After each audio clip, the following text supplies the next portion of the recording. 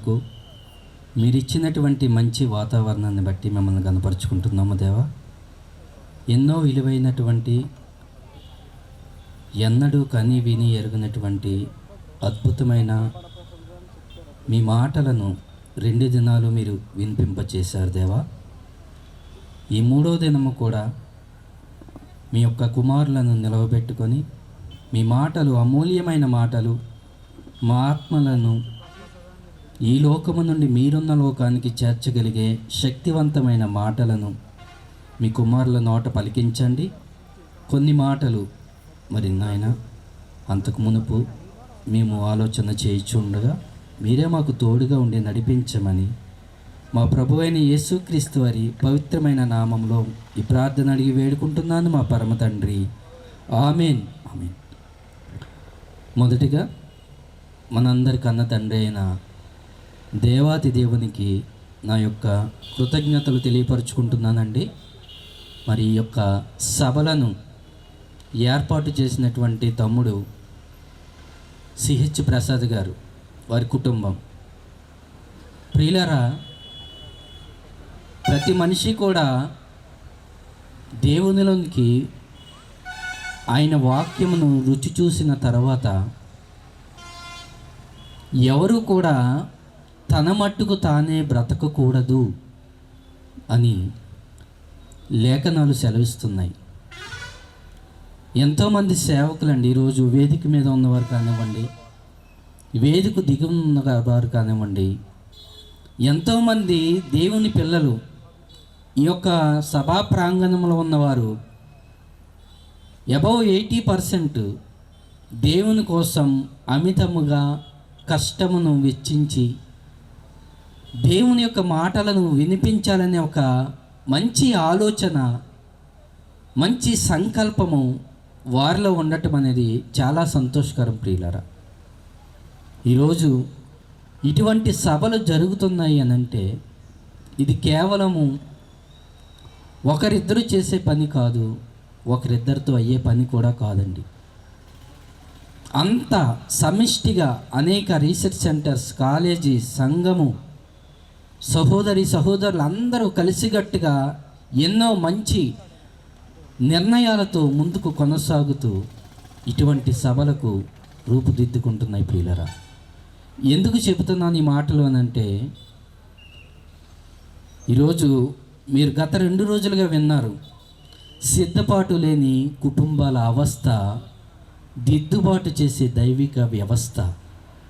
ప్రియులరా, దేవుడు దిద్దుబాటు చేయటానికి దైవిక వ్యవస్థగా ఎల్లప్పుడూ సిద్ధంగానే ఉన్నాడు. ఆయన ఎల్లప్పుడూ సిద్ధంగానే ఉన్నాడు. దేవుడు ఆత్మ ఎలా ఉంటుందని లేఖనం సెలవిచ్చింది మీకు అందరికీ తెలుసు. ఆత్మ సిద్ధమే కానీ శరీరం బలహీనం. మరి సిద్ధపాటు లేని వారెవరు దిద్దుకోవాలి, ఎవరు దిద్దాలి, ఎవరు మారాలి, ఎవరిని మార్చాలి? చూసారా ఎన్ని ప్రశ్నలు?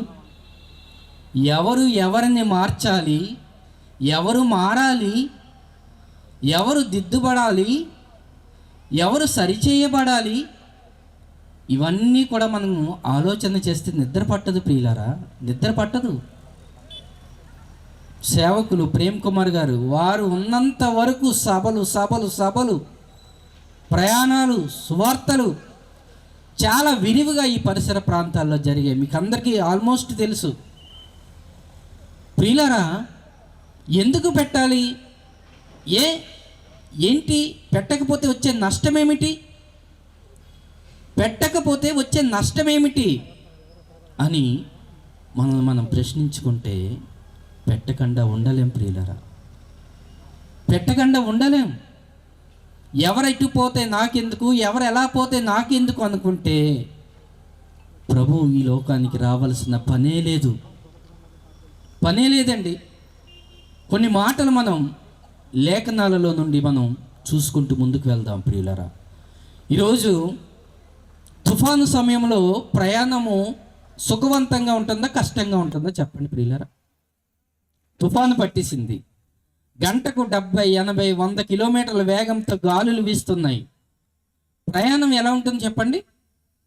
అస్తవ్యస్తంగా. కరెంటు పోయింది, రోడ్డులన్నీ వర్షంతో నిండిపోయినాయి. ఎక్కడ గొయ్యి ఉందో, ఎక్కడ డ్రైన్ ఉందో, ఎక్కడ డివైడర్ ఉందో కనిపించట్లేదు. సాఫీగా చేయగలరా మీరు ప్రయాణం? చేయలేమండి. ఎందుకు? అవస్థలు ఎప్పుడు వస్తాయంటే పరిస్థితులు బాగోలేనప్పుడు, పరిస్థితులన్నీ ప్రతికూలంగా మారిపోయినప్పుడు అవస్థలు పడాలి. ప్రయాణమైనా కానివ్వండి, అది కుటుంబమైనా కానివ్వండి.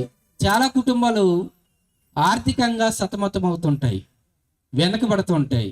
అప్పులు పక్కన, వడ్డీలు ఒక ప్రక్క పిల్లల స్కూల్ ఫీజులని, ఇంటద్దని, కరెంటు బిల్ అని, గ్యాస్ అని, రేషన్ అని. ఏమండి, ఎన్ని కష్టాలు, ఎన్ని శ్రమలు. ఒక ప్రక్క వడ్డీలే కట్టుకుంటారా, ఒక ప్రక్క ఇంటిలోనే గడుపుకుంటారా, పిల్లలనే పోషించుకుంటారా, వారికి బట్టలు, ఫీజులు, బుక్స్. ఇదిగోండి, తల్లిదండ్రుల గుండెల్లో రైళ్లు పరిగెడుతుంటాయి. జూన్ వచ్చిందంటే స్కూల్స్ అన్నీ ఓపెన్ అయిపోతాయి. ఫీజులు కట్టాలి, పెండింగ్ చూడాలి, బుక్స్ చూడాలి. ఎన్ని కష్టాలండి, ఎన్ని కష్టాలు. అంటే ఆర్థికంగా అయిన అవస్థలు, ప్రయాణాలలో సరైనటువంటి వెసులుబాటు లేకపోతే, చీకటిగా ఉంటే, దారి కనబడకపోతే ప్రయాణాలలో అవస్థలు. ఇవన్నిటికీ కారణం ఏమిటి అని అంటే పరిస్థితులు బాగోలేదు. అంటే తారుమారైపోయినాయి. చక్కగా వెళ్తురుందనుకోండి, చక్కగా ప్రయాణం చేస్తారు. చీకటిమయమైపోయింది, కారు చీకటి కమ్ముకుంది. ఇప్పుడు మీరు ప్రయాణం సాఫీగా జరుగుతుందంటే జరగదు ప్రియులారా. ఈ మాటలు మీకు ఎందుకు జ్ఞాపకం చేస్తున్నానంటే, ఈరోజు మనిషిలో చీకటి అలుముకుంది. ఏమలుకుంది? చీకటి కమ్ముకుంది, చీకటి అలుముకుంది. చీకటితో ఈ ప్రపంచమంతా నిండిపోయింది. చీకటిలో మ్రగ్గిపోతుంది. ఏ చీకటిది? అబ్బో మాకేంటండి, నేను బల్బు కనుగొన్నాడు, ఎల్ఈడి లైట్లు వచ్చాయి, పెద్ద పెద్ద లైట్లు వచ్చాయి. ఊర్లు, పట్టణాలు, దేశాలు అన్నీ రంగులతో వెలుగుతుంటే మీరేంటండి చీకటి అని అంటున్నారు? చీకటి ఎక్కడుందో చెప్పండి. లేదండి, మా పట్టణాలు మెరిసిపోతున్నాయి, రంగుల ఎల్ఈడీలు, కలర్స్తో మెరిసిపోతున్న ఈ పట్టణాలను పట్టుకొని మీరేంటండి చీకటి అంటున్నారు? చీకటిలోనే ఉన్నది ప్రపంచమంతా, చీకటిలోనే ఉందండి. చీకటిలో మ్రగ్గిపోతుంది. దారి కనిపించక, ఎటు వెళ్ళాలో తెలియక, గమ్యము ఎరుగక జీవితాలన్నీ ఛిద్రమైపోతున్నాయి చీకటిలో. ఏ చీకటో చెబుతాను మీకు. మరి ఈ చీకటి నుండి మనలను నడిపించడానికి, వెలిగించటానికి, నిలబెట్టడానికి, దారి చూపించటానికి ఎవరు సమర్థులు? ఎవరు తగినటువంటి అర్హత కలిగినటువంటి వ్యక్తి ఎవరండి? ఎవరు? ప్రభువైన యేసుక్రీస్తు వారండి. ప్రభువైన యేసుక్రీస్తు వారు. ఇప్పుడు మీరు ఒక పాట వేశారు, ఇందాక మీరు బాగా గమనించారో లేదో. ఆయనకి జై కొట్టు అని పాట. ఎందుకు కొట్టాలి జై? ఆయనకి మాత్రమే ఎందుకు కొట్టాలి జై? ఆయన చేసినటువంటి గొప్పతనం ఏంటి? ఆయనలో గొప్పతనం ఏంటి? ఆయనకి జై కొట్టే అంత అర్హత ఉందా అని ఒకసారి ఆయన జీవితాన్ని కనుక మీరు చదివితే, తొంగి చూస్తే, ఆయన జీవితంలోనికి, ఈ లోకాన్ని ఆయన వెలిగించడానికి వచ్చాడు. మనుషులలో ఉన్న చీకటిని పారద్రోలడానికి, పటాపంచులు చేయటానికి మహానుభావుడు అరుదించాడండి ధృవతారగా. యోహాను సువార్త మొదటి అధ్యాయము 9వ వచనం చూడండి ప్రియులారా. యోహాను సువార్త, నిజమైన వెలుగు ఉండెను. ఏమండి, ఏ వెలుగిది? నిజమైన వెలుగేంటి? నిజము కాని వెలుగులు కూడా ఉంటాయా? నిజమైన వెలుగేంటి చెప్పండి? నిజమైన వెలుగు ఉండెను, అది లోకములోనికి వచ్చుచు ప్రతి మనుష్యుణ్ణి ఈ ఖండమా, ఈ దేశమా, ఈ రాష్ట్రమా, ఈ పట్టణమా, ఈ గ్రామమా, ఈ పల్లె, ఈ చిన్న కుగ్రామమా, లేదు లేదు లేదు, ప్రతి మనుష్యుణ్ణి వెలిగించవలసినటువంటి అవసరత ఉందంటారా? ఏంటి, ఇక్కడ ఎంత వెలుగుండగా మరలా మీరు లైట్ తీసుకొని రావాల్సిన పని లేదే? మరి ఎప్పుడు పెట్టాలి లైటు? చీకటిమయమైపోయినప్పుడు. కానీ దేవుని యొక్క వాక్యం ఏమి సెలవిస్తుంది? ఆయన నిజమైన వెలుగు, ఆయన ఈ లోకంలోనికి వచ్చుచు ప్రతి మనుష్యుణ్ణి వెలిగించుచున్నాడు. ఆయన లోకములో ఉండెను, లోకం ఆయన మూలముగానే కలిగెను. కానీ లోకము తెలుసుకుంటా లేదు ప్రియులారా. మేమెంత చీకటిలో ఉన్నామో, ఎంత అంధకారములో ఉన్నామో, దేవుని యొక్క సంకల్పానికి ఎంత దూరంగా ఉన్నామో, సిద్ధపాటు లేకుండా ఎలాగ మా జీవితాలన్నీ కూడా నాశనానికి పరుగులు పెడుతున్నాయో తెలుసుకోకుండానే మనిషి జీవితాలు ముగించుకుంటున్నాడు. అందుకేనండి ఈ ప్రయాస, అందుకేనండి ఈ కష్టం. సభలు పెట్టడం అంటే అంత సాదాసీదా విషయం కాదు ప్రియులారా. ఇదిగో ప్రభువైన యేసుక్రీస్తు వారు వచ్చారాయన ఈ లోకానికి వచ్చి ప్రతి మనుష్యుణ్ణి ఆయన వెలిగించుచున్నాడు. ఎందుకు వెలిగించాలంటే అదే యోహాను సువార్త 3వ అధ్యాయము ఒకసారి మీరు చూడగలిగితే, అదే యోహాను సువార్త 3వ అధ్యాయము 17వ వచనం నుండి చూడండి ప్రియులారా. లోకము తన కుమారుని ద్వారా రక్షణ పొందుటకే కాని లోకమునకు తీర్పు తీర్చుటకు దేవుడు యేసుక్రీస్తు వారిని లోకానికి పంపించలేదండి. అంటే ఇదిగో నా కుమారుడు నీతిమంతుడు, పవిత్రుడు, పరిశుద్ధుడు, నిష్కల్మషుడు, ఈ కుమారుణ్ణి మీకు చూపించి ఈ కుమారుని బట్టి మీకు తీర్పు తీరుస్తానని చెప్పట్లేదు. ఈ కుమారులాగా మిమ్మల్ని ఉండకపోతే శిక్షించేస్తాను, నేను చంపేస్తాను అని చెప్పట్లేదు. ఎందుకు పంపించాడంటే మరలా చదువుతాం 17వ వచనం. లోకము తన కుమారుని ద్వారా రక్షింపబడాలి, ప్రతివారు రక్షణలోనికి రావాలి, ప్రతివారు తన కుమారుని స్వారూప్యంను పోలిన వారిగా మారిపోవాలి. ప్రతి మనుష్యుని అందుకనే ఆయన వెలిగిస్తున్నాడు. ప్రతి మనుషుల్లో ఉన్నటువంటి చీకటిని పారద్రోలి తనలో ఉన్నటువంటి జీవపు వెలుగును ప్రతి మనుష్యునికి అందిస్తున్నాడు. ప్రతి మనుష్యుని నీతిమంతుడిగా, యథార్థవంతుడిగా, పరిశుద్ధుడిగా, పవిత్రుడిగా, తన పవిత్రమైన ప్రవర్తనతో, తన పవిత్రమైన దయాసహృదయమైన మాటలతో, కరుణతో, జాలితో, దయాలుత్వముతో, చివరికి పవిత్రమైన రక్తముతో సహా ఆయన ప్రతి మనిషిని ఏం చేస్తున్నాడు? వెలిగిస్తున్నాడు. వెలిగించినప్పుడు ఏమవ్వాలి చెప్పండి ప్రియులరా?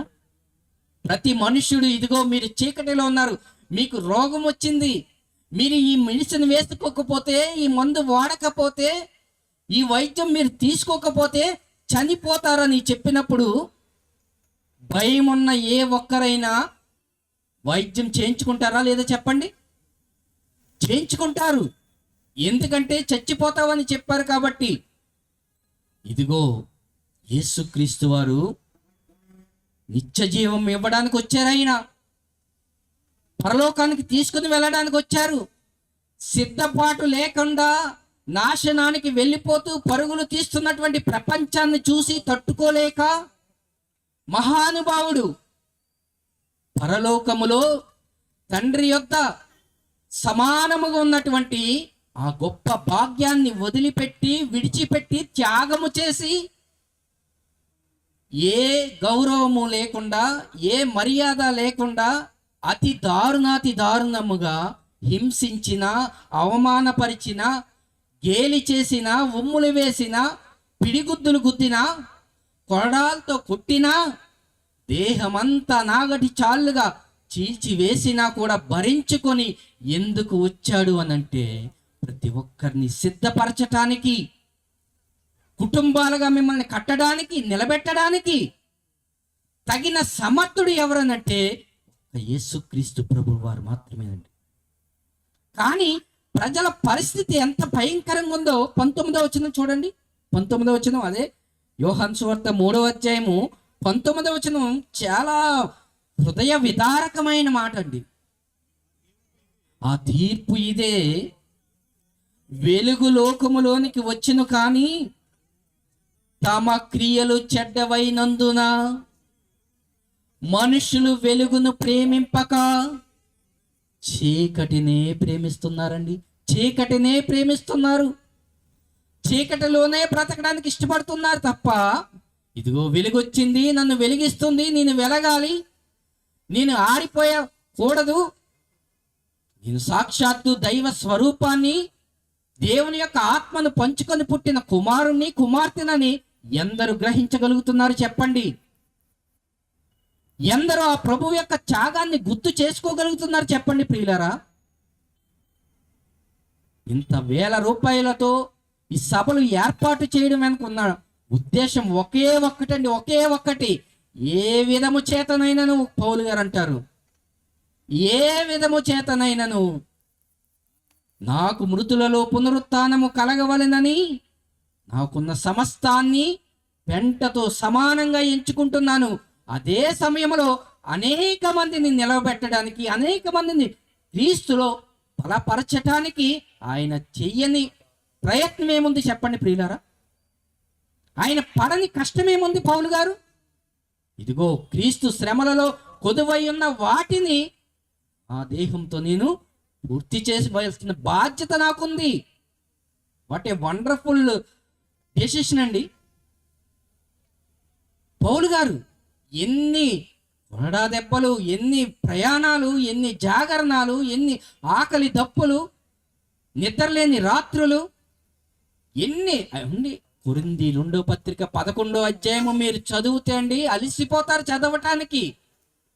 చదవటానికే అలిసిపోతే వాటినన్నిటినీ తట్టుకొని తాలుకొని చివరి వరకు ప్రాణం విడిచిపెట్టేంత వరకు కూడా ఆయన ఎలాగండి భరించాడు, ఎలాగండి తట్టుకోగలిగాడు? ఆలోచించండి ప్రియులారా. మిమ్మల్ని అందరినీ ఏ విధము చేతనైనాను సిద్ధపరచటానికి, దేవునికి మరింత సమీపస్తులుగా, దేవునికి ఒకనాడు మీరు అందరూ దూరం అయిపోయారు. నేను చెప్పట్లేదండి, ఒకసారి చూడండి ఆ మాటను, ముగించుకుందాం. ఎఫ్ఎస్సీ పత్రిక 5వ అధ్యాయము, ఎఫ్ఎస్సీ పత్రిక 5వ అధ్యాయము 8వ వచనం నుండి మీరు చూడగలిగితే, ఇంత వెలిగించినా, ఇంత త్యాగము చేసినా, ఇంత ప్రాణం పెట్టినా, మీరు పూర్వమందు ఎలాంటి వారము? మనము చీకటి చీకటి చీకటి, నాలో చీకటి లేదండి అని అనటానికి ఎవ్వరూ కూడా సరిపోము.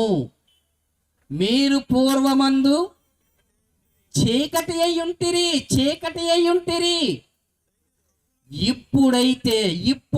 ఎప్పుడైతే వాక్యము వెల్లడి అవ్విందో, వాక్యము ఈ లోకంలోనికి వచ్చి అందరినీ వెలిగించటం ప్రారంభించిందో, ఆ వాక్యానికి మీ హృదయము ఇచ్చి, ఆ వాక్యాన్ని మీరు హృదయంలోనికి ఆహ్వానం పలికితే మీకేముంటుంది అప్పుడు?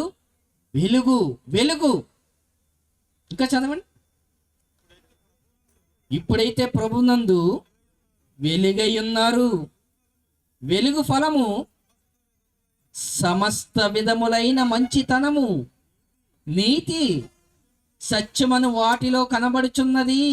గనుక ప్రభువుకేది ప్రీతికరమైనదో దానినే పరీక్షించండి నాయన, దానినే చేపట్టండి, దానిలోనే మీరందరూ కూడా నడుచుకోండి, మీ కుటుంబాలను సిద్ధపరచుకోండి, అవస్థల్లోనికి వెళ్ళవద్దు. ఇదిగో వాక్యము లేక చీకటితో బ్రతికితే మీ జీవితాల యొక్క గమ్యస్థానం ఏంటో తెలుసా? నిత్యము నరకము. దాని నుండి తప్పించబడాలనంటే నేడు అనే సమయము ఉండగానే మీరందరూ ఏమవ్వాలో తెలుసండి? మనందరం ఏమవ్వాలో తెలుసా? సిద్ధపాటు కలిగి ఉండాలి. దేవుడు దిద్దుబాటు చేస్తున్నప్పుడు, దేవుడు సరి చేస్తున్నప్పుడు, దేవుడు హెచ్చరిస్తున్నప్పుడు, దేవుడు సేవకులను నిలవబెట్టుకొని మాట్లాడుతున్నప్పుడు ఇది నా కోసమే, ఇది నేను మారటం కోసం, ఈ సభలో అందుకని ఏర్పాటు చేశారు అని ఒక మంచి నిర్ణయముతో మీరు ఉండగలిగితే, ఈ వాక్యాలను మీరు స్వీకరించగలిగితే ధన్యులండి ప్రియులారా, ధన్యులు. 2వ అధ్యాయము 13వ వచనం చూడండి ప్రియులారా. 2వ అధ్యాయము చదవండి, ఎఫెసీ పత్రిక. అయినను మునుపు దూరస్తులైన మీరు ఇప్పుడు క్రీస్తు యేసునందు క్రీస్తు రక్తము వలన సమీపస్తులై ఉన్నారు.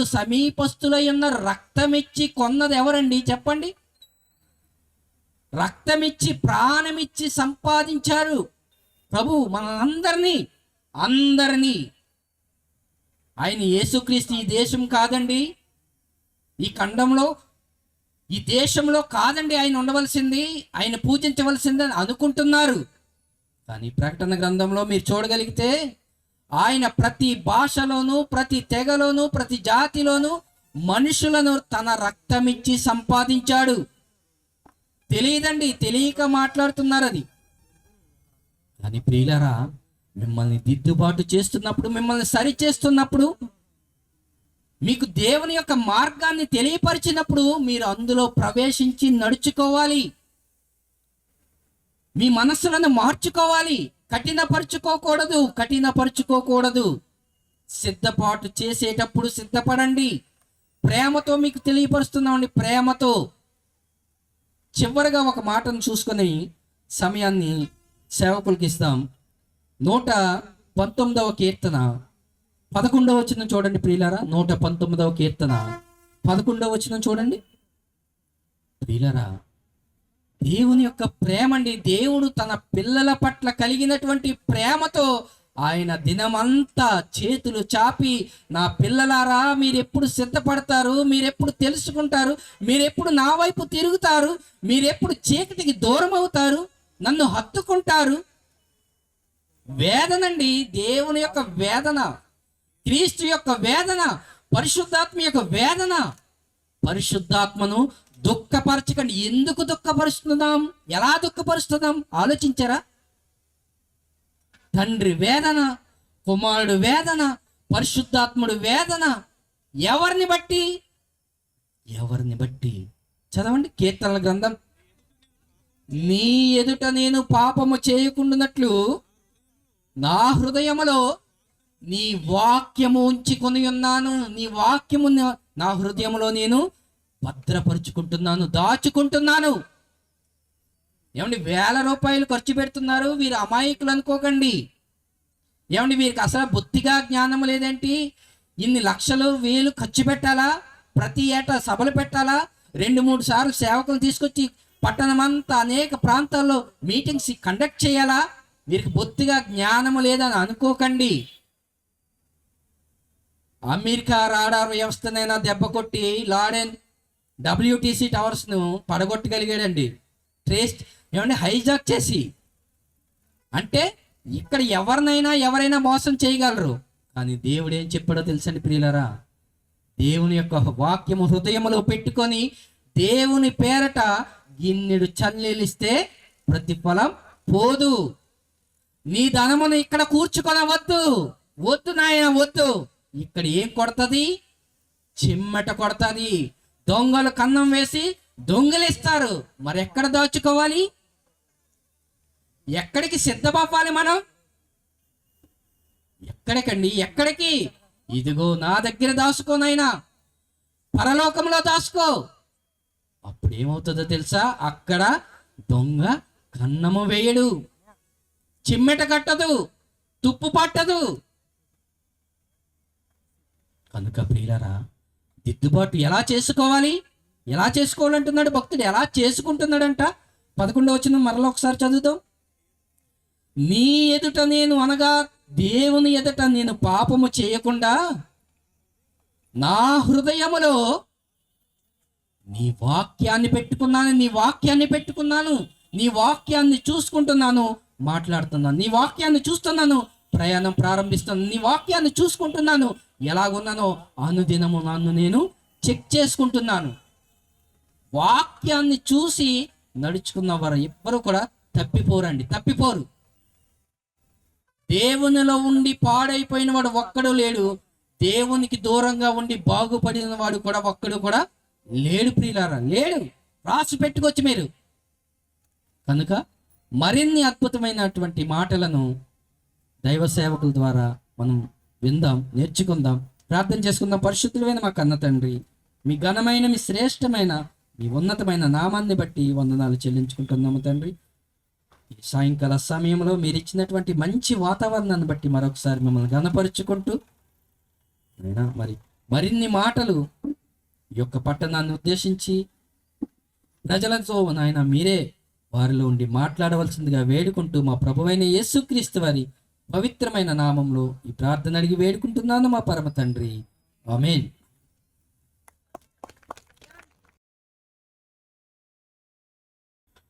సంతోషం ప్రియులారా, ఇప్పటిదాకా పౌలరాజు అన్న గారి నోట నుంచి మంచి మాటలు మీరు అందరూ విన్నారు. అయితే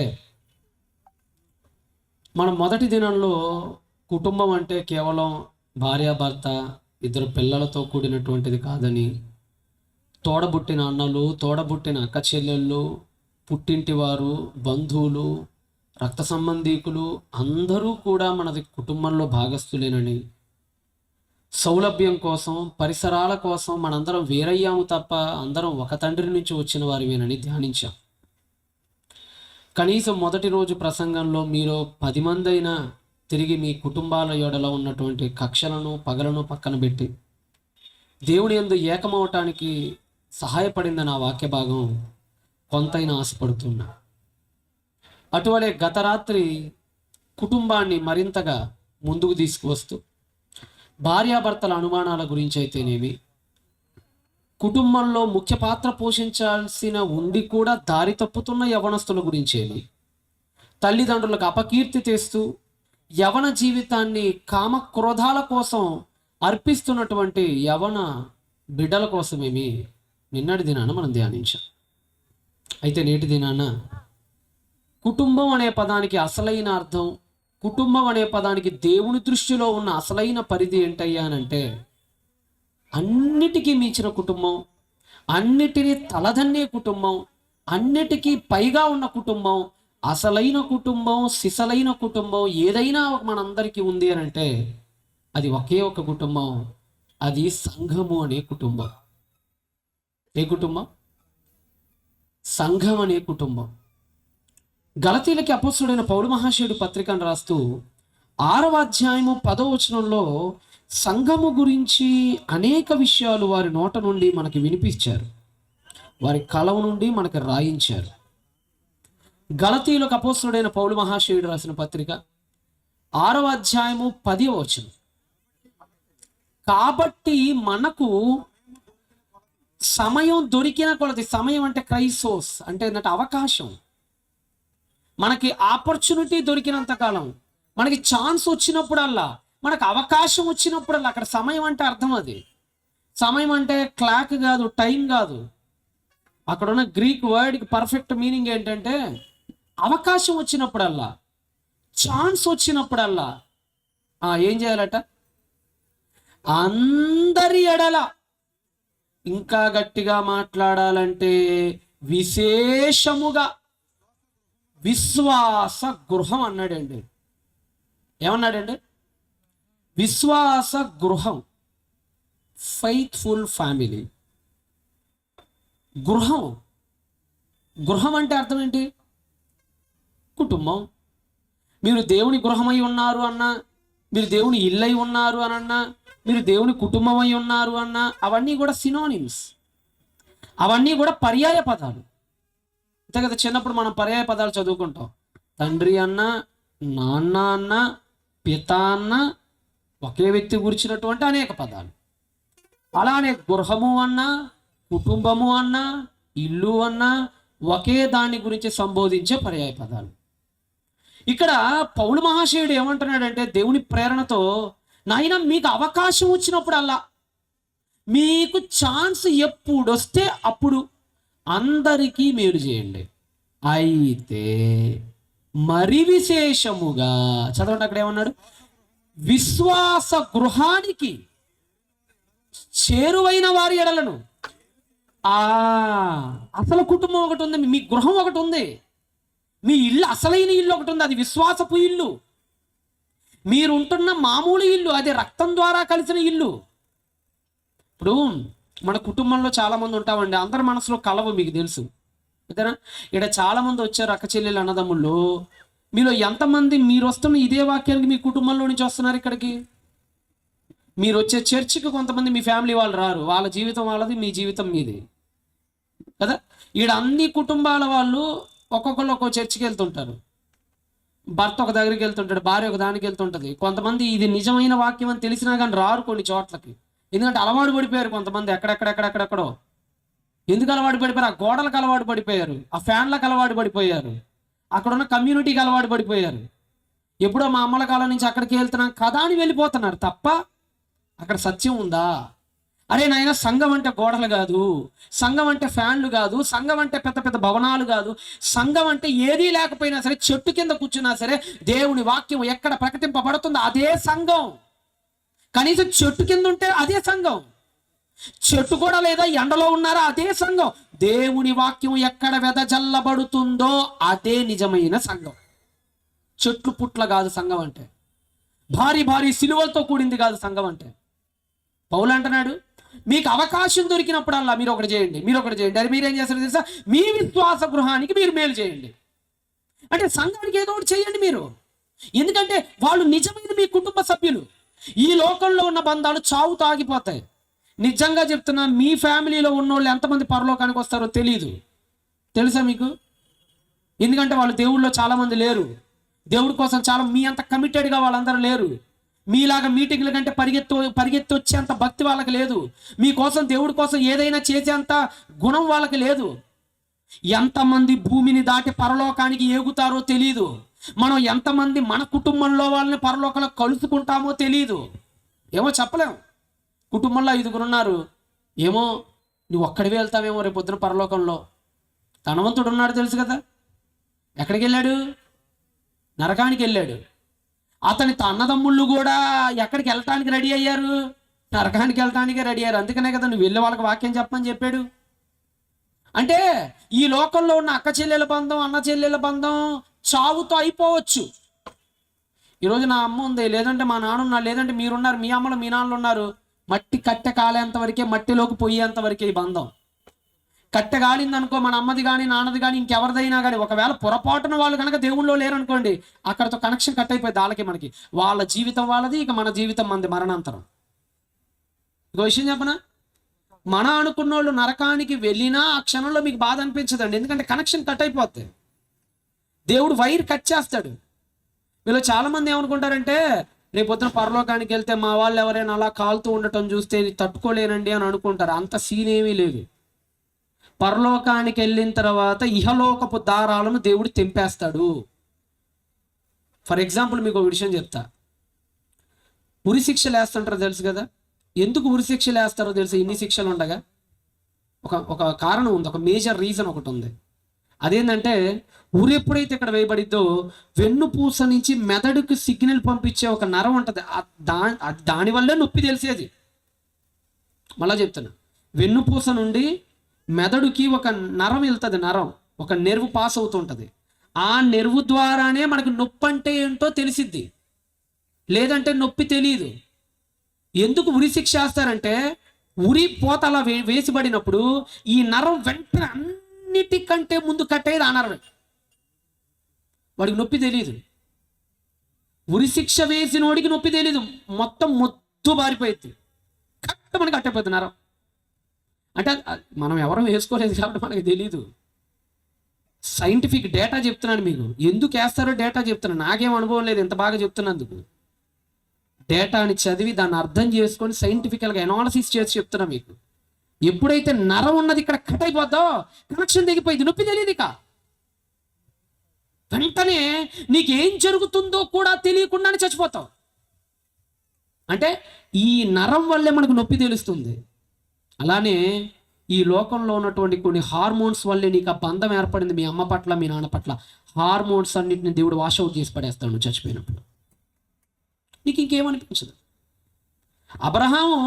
అబ్రహాం గారు పరలోకానికి వెళ్ళిన తర్వాత ధనవంతుడు కళ్ళమటి ఏడుస్తున్నా ఆడికి నీళ్ళు ఇద్దామని జాలి కూడా ఆయన కలగలేదు, కలగదు కూడా. కనెక్షన్ కట్ అయిపోద్ది ఇక. అక్కడిక ఏమంటే అక్కడ కూడా నువ్వు వాళ్ళని చూసి బాధపడుతుంటే కదా పరలోకం ఎందుకు అయిద్దండి, ఏడుపు లోకం అయింది. అయితే సింపుల్గా మీరు ఆలోచించండి. అక్కడ ఏముండదని చెప్పాడు దేవుడు? అక్కడ దుఃఖమైనను ఏడుపైనను ఉండదు. మరి నీ వాళ్ళు చచ్చిపోయినప్పుడు నువ్వు దుఃఖంగా ఏడుస్తుంటే మరి అక్కడ దుఃఖం ఉన్నట్టే కదా. అలా జరిగితే అప్పుడు ఆ మాట తప్పయిద్ది కదా. అంటే అక్కడ దుఃఖం ఏడుపు ఉండకూడదు అని అంటే తర్కబద్ధంగా ఆలోచిస్తే ఎవరికి ఎవరితో ఇక సంబంధాలు అనేవి ఉండవు. ఇప్పుడు ఒకవేళ మీరు పరలోకి వెళ్ళినా భార్యాభర్తలు ఇక్కడ ఉన్నట్టుగా అక్కడ ఉండటానికి కుదరదు. ఈ భార్యాభర్తలు ఇద్దరు దేవుళ్ళు ఉన్నారు. ఈరోజు ఇక్కడ ఈ మీటింగ్ పెట్టించారు కదా, చెప్పాడు ప్రసాద్ గారు, హేమ గారు దంపతులు చక్కని వారు. ఈ బంధం ఇక్కడే, భార్యాభర్తల బంధం కూడా ఇక్కడే. రేపు పరలోకానికి ఏగిన తర్వాత ఇక్కడ భార్యతో కసురుకున్నట్టు అక్కడ కసురుకుంటానంటే కుదరదు. ఇక్కడ మీ ఆయన ఏడిపించినట్టు అక్కడ ఏడిపిస్తానంటే కుదరదు. అక్కడ బంధాలు మారిపోతాయి. అక్కడ కూడా వెళ్ళి భుజం గోకి నాకు పట్టుచీర కొనిపి పెట్టానంటే ఒప్పుకోరు. అక్కడ కూడా ఏమండి నాకు కాసేపు బోరు కొడుతుంది మీతో, నీకు గొడవ పడతా కాసేపు రమ్మంటే కుదరదు. అక్కడ నీదే, ఆయిందే. ఈ మెమరీస్ అన్ని పోతాయి. ఇక్కడ ఉన్న ఈ బంధాలన్నీ తెగిపోతాయి. అమ్మా నాయనైనా అక్క తమ్ముడైనా ఒకే బంధం ఇక పరలోకంలో.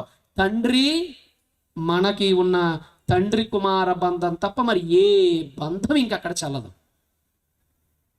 అవును, నొప్పి కూడా ఇక్కడే. నొప్పి పరలోకానికి వెళ్తే ఉండదు. చాలా మంది ఏమనుకుంటారంటే, చాలా మంది జీవితంలో ఏమండి అసలు నొప్పే లేకుండా ఉంటే బాగుంటుంది కదా అనుకుంటారు. పెయిన్ అనేది దేవుడు ఎందుకు సృష్టించాడండి? కష్టాలు అనేవి దేవుడు ఎందుకు పెట్టాడండి? నొప్పి అనేది అసలు దేవుడు చేయకుండా ఉంటే బాగుంటుంది కదండి. ఈ నొప్పిని భరించలేకపోతున్నానండి, ఈ పెయిన్ తట్టుకోలేకపోతున్నానని అంటారు. వాడు గుర్తుపెట్టుకో, నొప్పి శాపం కాదు, నొప్పి వరం. అర్థమవుతుందా? నొప్పి ఏంటి? నొప్పి గర్భవతులుగా మారినటువంటి వాళ్ళు పుట్టినప్పుడు నొప్పులు వస్తాయి. నొప్పులు శాపం కాదు, నొప్పులు వరం. మన జీవితంలో దెబ్బ తగిలినప్పుడు తలకాయ మొత్తం నొప్పి పుడుతుంది, తల నొప్పి పుడుతుంటుంది. నొప్పి శాపం కాదు, నొప్పి వరం. చాలా మంది అనుకుంటారు కదా, ఇందాక చెప్పినట్లుగా నొప్పి లేకపోతే బాగుంటుంది కదా, ఎంత అందంగా ఉండదు ఈ ప్రపంచం అనుకుంటారు. కానీ అలా కాదు. ఎందుకు నొప్పి ఉండాలో ఒక ఉదాహరణ చెప్తాను మీకు. మీ అందరికీ కుష్టు రోగం తెలుసా? ఏ రోగం?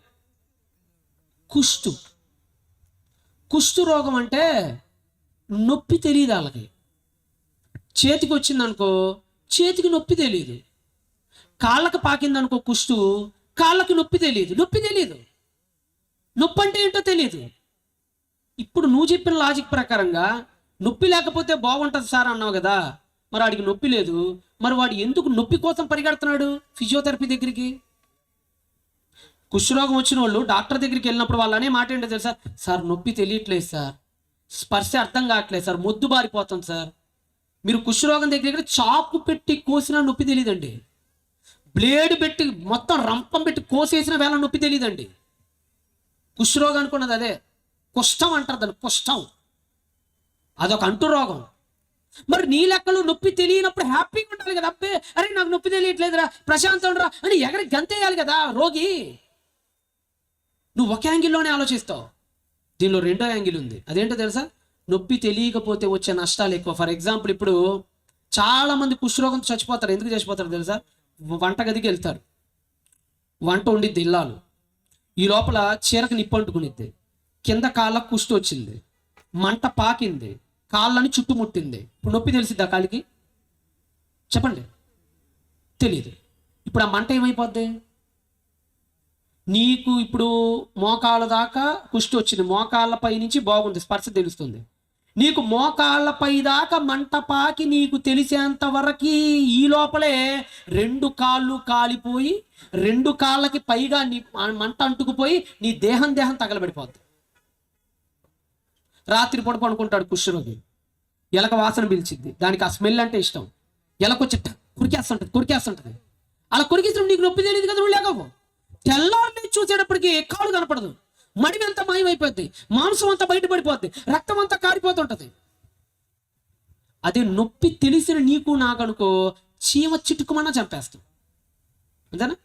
మీరు రాత్రిపూట పడుకుంటున్నారు, కాళ్ళకు వచ్చి దోమలు వాళ్ళు ఏం చేస్తారు? మీరు వెంటనే చేయబెట్టి టాపులు కూడా చంపేస్తారు. మరి వాడికి నొప్పి తెలియదు, వాడు ఎలా కొరికినా తెల్లారి తెలియదండి ఆడికి తెలియదు, ఎందుకంటే నొప్పి ఆగిపోయింది ఆడికి. చూసారు నొప్పి ఎంత ప్రమాదం? నొప్పి దేవుడు ఎందుకు ఇచ్చాడంటే నువ్వు కాపాడుకోవటానికి ఇచ్చాడు. ఒక చీమ కుట్టినా, ఒక పాము కుట్టినా, ఒక తేలు కుట్టినా, ఒక దోమ కుట్టినా, ఒక ఈగవాలినా, ఏది పాకినా, చిన్న నిప్పురా వచ్చి మీద పడ్డా వెంటనే నువ్వు కాపాడుకోవటానికి దేవుడు పెట్టిన ఒక ఆయుధం నొప్పి అంటే. శాపం కాదు అది, ఆయుధం నొప్పి అంటే. నొప్పి లేకపోతే వాడు చచ్చిపోతాడు. మనకి కొన్ని అర్థం కావండి. అదే అంటాడు పౌలు, అద్దంలో చూస్తున్నట్టుగా మనకున్నాయి, ఇప్పుడు మనకు కొన్ని అర్థం కావురా, ముఖాముఖిగా చూసినప్పుడు ఎరుగుదుము అంటాడండి కొరింథీయులకు రాసిన మొదటి పత్రిక 13వ అధ్యాయంలో. నేను ఎక్కువగా కర్నూలు ప్రాంతానికి వెళ్తున్నాడు. దేవుడు ఆజ్ఞ ఎలాంటిదో చెప్తున్నాను, దేవుడు ఆజ్ఞలు ఎలాంటివో చెప్తున్నా మీకు. ఫర్ ఎగ్జాంపుల్, నేను ఎక్కువగా రాయలసీమలో నా పరిచర్య కర్ణాటక రాయలసీమ ప్రాంతంలో విరివిగా తిరుగుతూ ఉంటా, అక్కడ ఎక్కువ వాడబడుతుంటా బీజటం దేవుడి కృప వల్ల. అయితే నేను నల్లమల్ల అడవుల గుండా వెళ్తున్నప్పుడు నేను ఎప్పుడు ఒకటి గమనిస్తూ ఉంటానండి. అదేంటంటే కోతులకి ఆహారము వెయ్యరాదు, కోతులకు ఆహారము వేసిన వారికి 1000 రూపాయలు జరిమానా చదువుతుంటాను నేను. నాకు ఎన్నోసార్లు కారులో వెళ్ళినప్పుడు డౌట్ వచ్చింది, నేను కోతికి ఆహారం వేస్తే ఈడికేడు నొప్పి, అంతేనా? అదేనా మనకు అనిపించేది? కోతి వచ్చింది, నేను అట్టికాయ లేస్తా, అది నా ఇష్టం, నా డబ్బు. ఈడెందుకు బోర్డు పెట్టాడు అక్కడ? ఈడెవడు పెడతానికి? ఆడట్టికాయలు కాదు కదా మనం వేసేది, మన అరటికాయలే కదా వేసేది. ఈడికేంటంటే వచ్చిన సమస్య, ఈడికేంటంటే వచ్చిన బాధ అని ఆ చదవంగానే అనేక మంది అనుకుంటారు. కానీ నేను అలా అనుకోలేదు, ఎందుకంటే ఊరకనే పెట్టడం అనే కాన్సెప్ట్ నాకు ఎప్పుడు నా బ్రెయిన్లో ఉండిద్ది. అది అంత పిచ్చోడేం కాదు, ప్రభుత్వం అంత పిచ్చిదేం కాదు. ప్రభుత్వం ఇంకా ఎంకరేజ్ చేసేది తప్ప మనుషుల్ని ఈ విధంగా చేయదు. ఏదో ఉంది దీని వెనక అనుకొని వదిలేసి వెళ్ళిపోయా చాలా కాలం. కానీ అపార్థం అయితే చేసుకోలేదండి. చాలా మంది అక్కడికి వచ్చిన వాళ్ళు లేదు, కోతులకు ఆహారం వేయరాదనే మాట చూసి చాలా మంది ఏమనుకుంటారు, అపార్థం చేసుకుంటారు. ఎందుకు ఇలా చేశారు, అవి కూడా ప్రాణులే కదా, వాటికి కూడా వేస్తే పాపం బతుకుతాయి కదా అని ఇలా ఆలోచిస్తారు. అక్కడ రెండో యాంగిల్ ఒకటి ఉంది. కోతులకి ఆహారం వేయటం మూలన వచ్చే అతిపెద్ద సమస్య ఏంటంటే, కొన్ని సమస్యలు చెప్తాయి ఇప్పుడు మీ ముందుకి. ఇప్పుడు ఆజ్ఞ వెనుక ఉన్న అసలు ఉద్దేశం మీకు అర్థమైంది. ఒకటి, కోతులకు ఆహారం వేసామనుకో అవి వేటాడటం మానేస్తాయి. ఫస్ట్ వన్ ఏమైపోతాయి, కోతులకు ఆహారం వేస్తే వేటాడటం మానేస్తాయి. వేటాడటం మానేసి నువ్వు ఆహారం వేస్తున్నావు కాబట్టి, నువ్వు రోడ్డు మీద వెళ్ళే పర్సన్ కాబట్టి, ఓహో ఆహారం రోడ్డు మీద దొరుకుతుంది, ఆహారం మనుషులు వేస్తారు అని దానికి బ్రెయిన్లో ఫిక్స్ అయిపోయి అడవుల్లో నుండి కోతులన్నీ ఆహారం కోసం ఎక్కడికి వస్తాయి, రోడ్డు మీదకి వస్తాయి. అప్పుడు నువ్వు కాబట్టి వేస్తావు, అందరూ వేయాలని రూల్ లేదు కదా.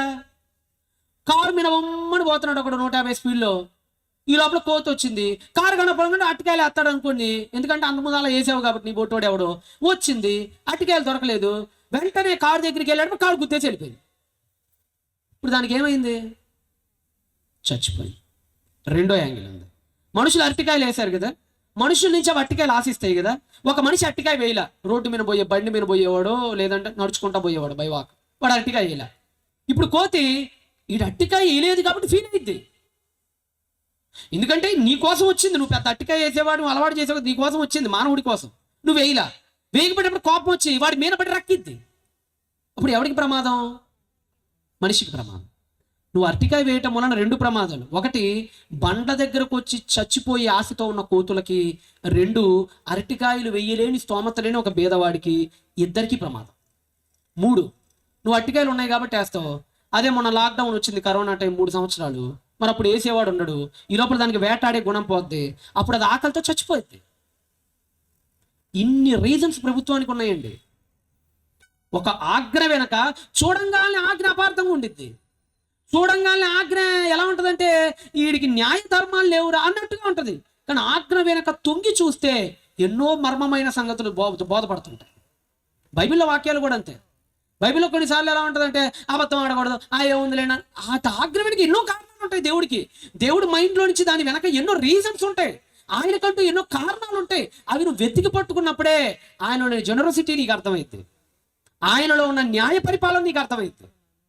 దేవుడు అందుకని ఏది చేసినా, ఏ ఆజ్ఞ ఇచ్చినా మన మంచి కోసమే ఇచ్చాడు ఆయన. ఇది మీకు అర్థమైతే సంఘం అనే దాన్ని దేవుడు మానవుడి క్షేమ ప్రయోజనం కోసం ఇచ్చాడండి. అసలు ఈ ప్రపంచం పుట్టిందే సంఘం కోసం. గట్టిగా మాట్లాడాలంటే ఎందుకో తెలుసా? ఆదామ వాళ్ళని చేసినప్పుడట దేవుడు ఒక మాట చెప్తాడు, మీ అందరికీ గుర్తుందా? 2వ అధ్యాయం 10వ వచనం తీయండి. ఆదామ వాళ్ళని చేసినప్పుడు దేవుడు 2వ అధ్యాయము 10వ వచనము ఆది కాండంలో ఏమన్నాడో చూడండి ఒకసారి. మరియు ఆ తోటను తడుపుటకు ఏదేనులో నుండి ఒక నది బయలుదేరింది కదా, అక్కడి నుంచి చీలిపోయింది, 4 శాఖలు అయిపోయింది. 24 వచనం. కాబట్టి పురుషుడు తన తండ్రిని తన తల్లిని విడిచి భార్యను హత్తుకొనును, వారు ఏక శరీరమై ఉంది. ఎవరి గురించి మాట్లాడుతున్నారు దీన్ని? ఏమన్నాడు మళ్ళా చదవండి. కాబట్టి పురుషుడు జాగ్రత్తగా, కాబట్టి పురుషుడు తన తండ్రిని తన తల్లిని విడిచి తన భార్యని హత్తుకుంటాడు, అప్పుడు వారిద్దరూ ఏక శరీరమై ఉంది. ఇది ఆదామవ్వల గురించి అని ఏమన్నా అనుకుంటున్నారా? అదేంటండి అనుకోవటం ఏంటండి, మధ్యలో అనుకోవటం ఏంటి అసలు? అదే కదా, ఆదామవ్వల గురించే కదా? కాదు. ఈ మాట దేవుడు పలికింది ప్రాథమికంగా ఆదామవ్వల గురించి కాదు. ఆ పదం గుర్తుపెట్టుకుని, ప్రాథమికంగా వాళ్ళ గురించి కాదు. ఆ డైలాగ్ దేవుడు పలకటం వెనక ఆయన హృదయంలో ఆదామవ్వల కంటే ముందు ఇంకొకళ్ళు ఉన్నారు. మళ్ళా చెప్తున్నా, ఆయనలో 2 ఉద్దేశాలు ఉన్నాయి. ఆ మాట వెనక ఆదామవ్వలు 2వ ఉద్దేశంలో ఉన్నారు. ఆదామవ్వల కంటే ముందు ఆ డైలాగు పలికేటప్పుడు దేవుని హృదయంలో ఇంకొక జంట ఉంది. ప్రాథమికంగా ఆ జంట గురించి అన్నాడు దాన్ని.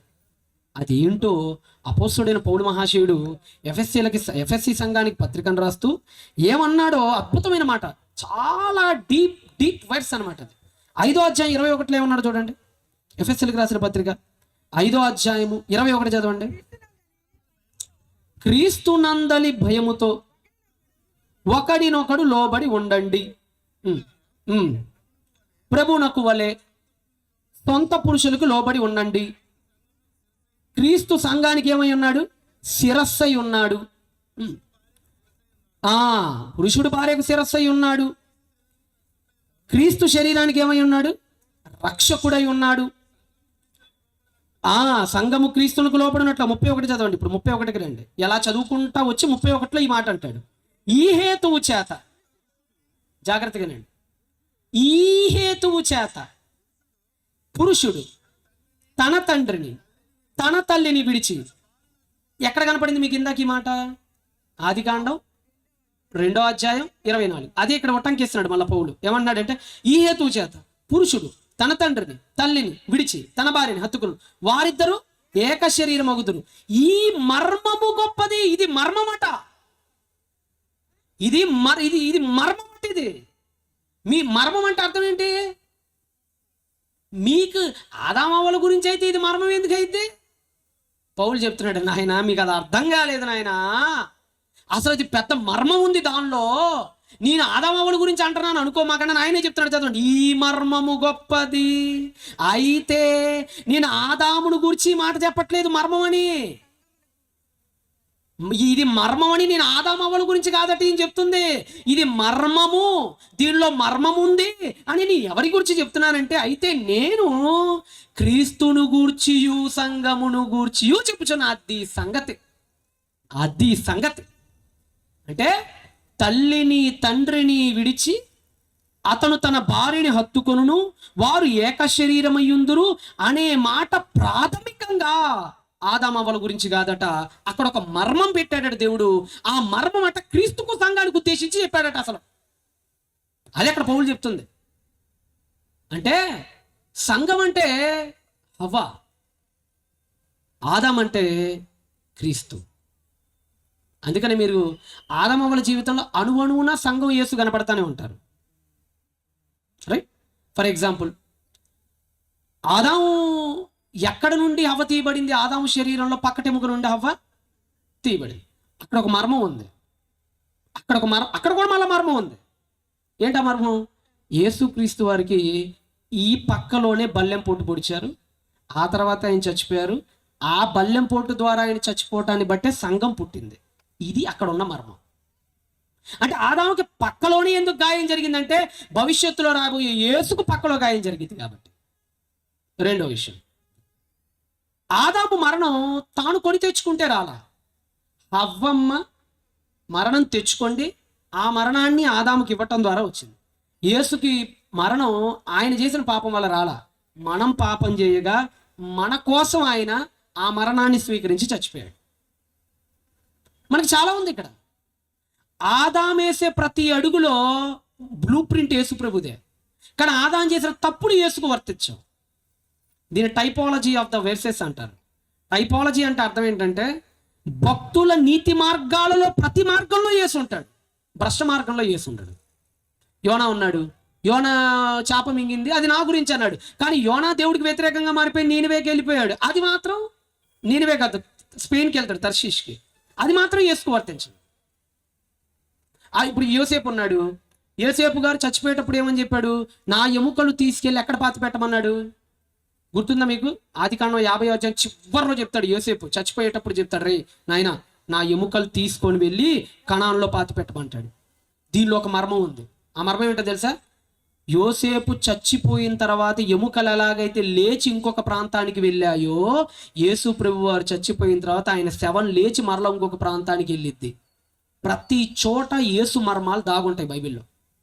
అది నేను కాదు చెప్పడం, హెబ్రీ పత్రికలో పౌలే చెప్పాడు. ఇప్పుడు నేను చెప్పిన మాట, ఆయన రాబోవు నిర్గమమును గురించి ఇలాగున ప్రవచించిన కదా అంటాడు. యేసు ప్రభు గురించి పౌలే చెప్తాడు అక్కడ. అంటే సంఘం ఏంటయ్యా అనంటే సాక్షాత్తు యేసుక్రీస్తు వారి వధువు, మహారాణి. సంఘం అంటే ఏమనుకున్నా? ఆయన మహారాజు అయితే ఈ ప్రపంచానికి సంఘం అంటే మహారాణి. సంఘం సామాన్యమైంది కాదండి. కుటుంబం అనేది నీ ఇల్లు, అది నీ వ్యక్తిగతం. సంఘం అనేది దేవుని ఇల్లు. ఇక్కడ దేవుడు ఉంటాడు. ఎందుకంటే ఇంకొక మంచి మాట చూపిస్తా చూడండి. సంఘాన్ని ఆయన ఎంత ప్రేమించాడంటే, మరి భార్యని ప్రేమిస్తాడు కదా, మన బోటోడి కాదు కదా ఆయన. ఎంత తన భార్య అయిన సంఘాన్ని ప్రేమించడం. మొదటి రోజు మీకు మాట చెప్పా, గుర్తుందా? పూర్తి వివరణ ఇవ్వలేదు కానీ కొంత వివరణ ఇచ్చి ఆపా. అప్పటికే మీకు అర్థమైపోయి ఉండిద్ది ఆ వివరణ. మోషేని దేవుడు కనానుకు రాకుండా, కనాను మీద అడుగు పెట్టకుండా ఆపటానికి కూడా కారణం ఏంటో తెలుసా? ఇదే ఏంటది? దేవుని సంఘాన్ని మోషే తిట్టాడు. ఏమన్నాడు?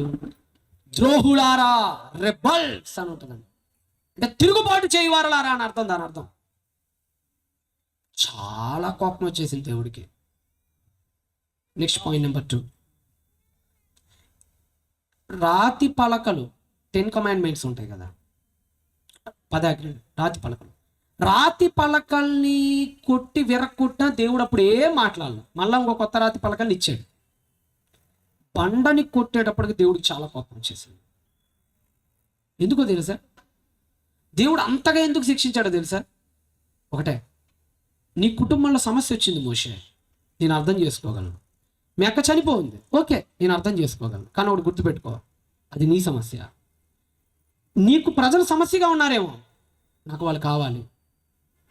వాళ్ళని నా పోలికతో తయారు చేసుకున్నా, వాళ్ళని నా స్వరూపాలతో తయారు చేసుకున్నా. వాళ్ళను తిడితే, వాళ్ళను గదివితే, వాళ్ళ పట్ల నువ్వు హ్యాష్గా ప్రవర్తిస్తే నేను తట్టుకోలేను. అందుకని ఏమన్నాడంటే, సంఘాన్ని నువ్వు అవమానపరిచావు కనుక. సంఘమేనా? ఆ సంఘం అనొచ్చా సార్ మనం ఇశ్రాయేలు అంటే? బ్రహ్మాండంగా సంఘం అనొచ్చు, నో ప్రాబ్లం. సంఖ్యాకాండంలో మనకి ఇశ్రాయేలు జాతిని సంఘంతోనే పోల్చాడు. ఒకసారి బైబిల్స్ గ్రంథాలను మీరు అందరూ కూడా ఒకసారి ఓపెన్ చేసి సంఖ్యాకాండానికి ఒక్కసారి మీరు అందరూ కూడా రండి. బైబిల్ గ్రంథం సంఖ్యాకాండము 15వ అధ్యాయం 15కి రండి. సంఖ్యాకాండం 15వ అధ్యాయం 15కి రండి. సంఘానికి అనగా మీకు, అక్కడ ఆగండి. సంఘానికి అనగా, సంఘం అంటే మళ్ళీ ఏదేదో అనుకోమాకండి, మీకే ఇశ్రాయేలీయులారా మీరే. ఇదే సంఖ్యాకాండం పక్కన అధ్యాయానికి రండి, 16వ అధ్యాయం పక్కన అధ్యాయానికి రండి, 16వ అధ్యాయం 3వ వచనం చదవండి. 3వ వచనం. మోషే అహరోనులు పోగు చేయబడి, చదవండి. మీతో మాకు ఇక పని లేదు. ఈ సర్వ సమాజములో నుండి ప్రతివాడు పరిశుద్ధుడే, యెహోవా అందరి మధ్య ఉన్నాడు. యెహోవా సంఘము మీద, యెహోవా సంఘము మీద అంటే ఏంటట ఇశ్రాయేలు జాతి అనేది? అందుకని మీరు ధర్మశాస్త్రం మొత్తం జాగ్రత్త చదవండి. మీరు పరిశుద్ధ సంఘముగా కూడవలను, 7వ దినమున మీరు పరిశుద్ధ సంఘముగా కూడవలను, జనులందరూ సంఘముగా కూడవలను. సంఘం సంఘం సంఘం సంఘం సంఘం సంఘం, వందల సార్లు వేల సార్లు సంఘం అనే పదం ఇశ్రాయేలు జాతి గురించి దేవుడు ఆల్రెడీ పెట్టేసిన పదం అండి. ఇశ్రాయేలు జాతి అంటే సంఘం.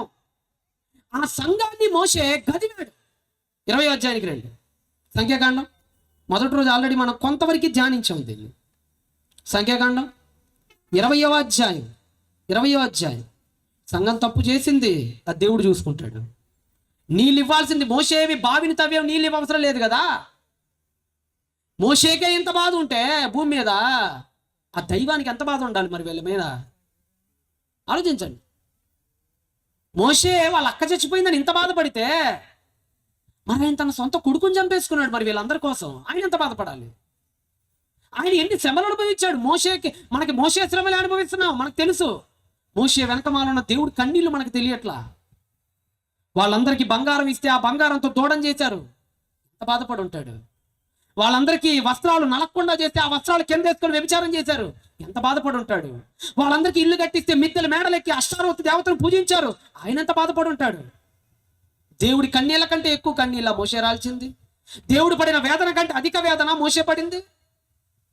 తన బిడ్డలందరినీ కోల్పోకుండా వచ్చాడు. వాళ్ళలో పరిశుద్ధత లేక ఎందరో చచ్చిపోయారు, ఎవడు వెళ్ళలేకపోయాడు. ఇంతమంది తన కొడుకులందరూ చచ్చిపోతుంటే ఈ భూమి మీద ఆయన దగ్గరికి రాకుండా ఆయన ఎంత బాధపడాలి మరి చెప్పండి. మోషే 3 బొట్లు కన్నీళ్లు రాలిస్తే దేవుడు 3000 బొట్లు రాల్చాడు. మోషే 30 సార్లు గుండె వక్కలైతే దేవుడికి 3000 సార్లు గుండె వక్కలైంది. ఎలా మార్చుకుందాం నా సంఘాన్ని, ఎలా తెచ్చుకుందాం నా సంఘాన్ని, ఎలా మార్చుకొని నా దగ్గర తెచ్చుకుందాం నాకున్న ఈ వధువుని అని దేవుడు అనుకుంటూ ఉంటే, మోషే ఒక్కసారిగా ఆయన వేదనని ఏదో లేనట్టుగా, తనకే వేదన వచ్చినట్టుగా 20వ అధ్యాయం 8వ వచనంలో ఏం చేశాడు చూడండి. సంఖ్యాకాండం 20వ అధ్యాయం 8. మొదటి రోజు రాని వాళ్ళకి కాస్త అర్థం కాకపోవచ్చు. మొదటి రోజు నేను ఆల్రెడీ దీని గురించి కొంత భాగం చెప్పాను. ఎందుకు అలా మోషే వ్యవహరించాల్సి వచ్చిందంటే, తన అక్క చచ్చిపోయింది మొదటి అధ్యాయంలో, మొదటి వచనంలో. తన అన్న కొడుకులు అప్పటికే చచ్చిపోయారు.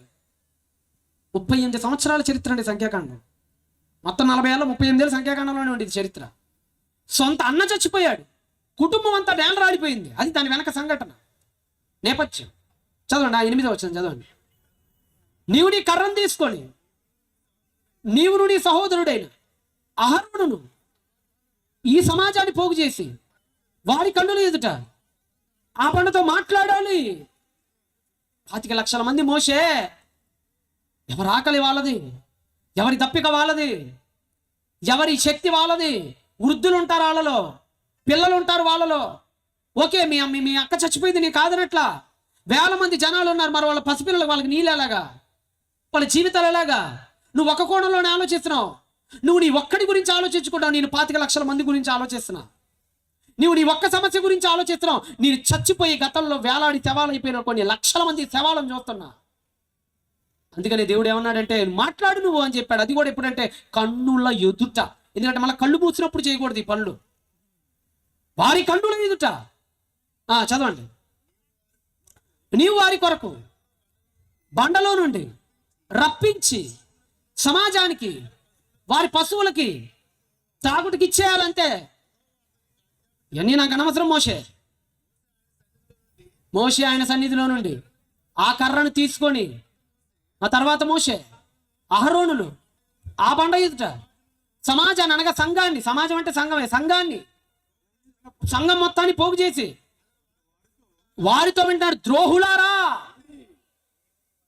దేవుడు చాలా కోపం వచ్చేస్తుంది. ఒక ఉదాహరణ చెప్తాను మీకు. మీ ఆవిడ తప్పు చేసింది, తిడితే ఎవరు తిట్టాలి? భర్త తిట్టాలి. పక్కింటాడు వెనకింటోడు వచ్చి పెద్ద పాపిష్టి దానిలో ఉన్నావు కదే నువ్వు అన్నాడు అనుకో, ఏం చేస్తాడు ఇప్పుడు భర్త? సరే నువ్వే అనుకో భార్యవి, తిట్టుకుంటే భర్తను ఎవరు తిట్టుకుంటారు? నువ్వు సన్నాసుడు అనుకుంటావా, సచ్చినోడు అనుకుంటావు, అది నీ ఇష్టం. నీ బాధలో నువ్వు అనుకుంటావు. ఎవడో థర్డ్ పర్సన్ వచ్చి మీ ఆయన వరస్ట్ క్యాండిడేట్ అండి, పెద్ద ఉమెనైజర్ అండి, పెద్ద పనికి మాలోడు అని అన్నాడు అనుకో, ఎలా ఉంటుంది భార్యకి? చిరెత్తుకు రాదు కోపం. తిడితే నువ్వు తిట్టుకోవాలి, ఎవడో తిడితే ఒప్పుకోడు. దేవుడు సంఘాన్ని తిడితే దేవుడు తిట్టుకుంటాడు. వ్యభిచారులకు చట్ట తరమవారలారా ఆయన తిట్టుకుంటాడు. మోషే తిట్టాడు, దేవుడికి నచ్చలా. దేవుడు ఎంత నిష్పక్షపాత అంటే గుర్తుపెట్టుకోండి, మోషేని మిరియాము తిడితే మిరియాముని శపించాడు. మొదటి రోజు మీరు విన్నారు.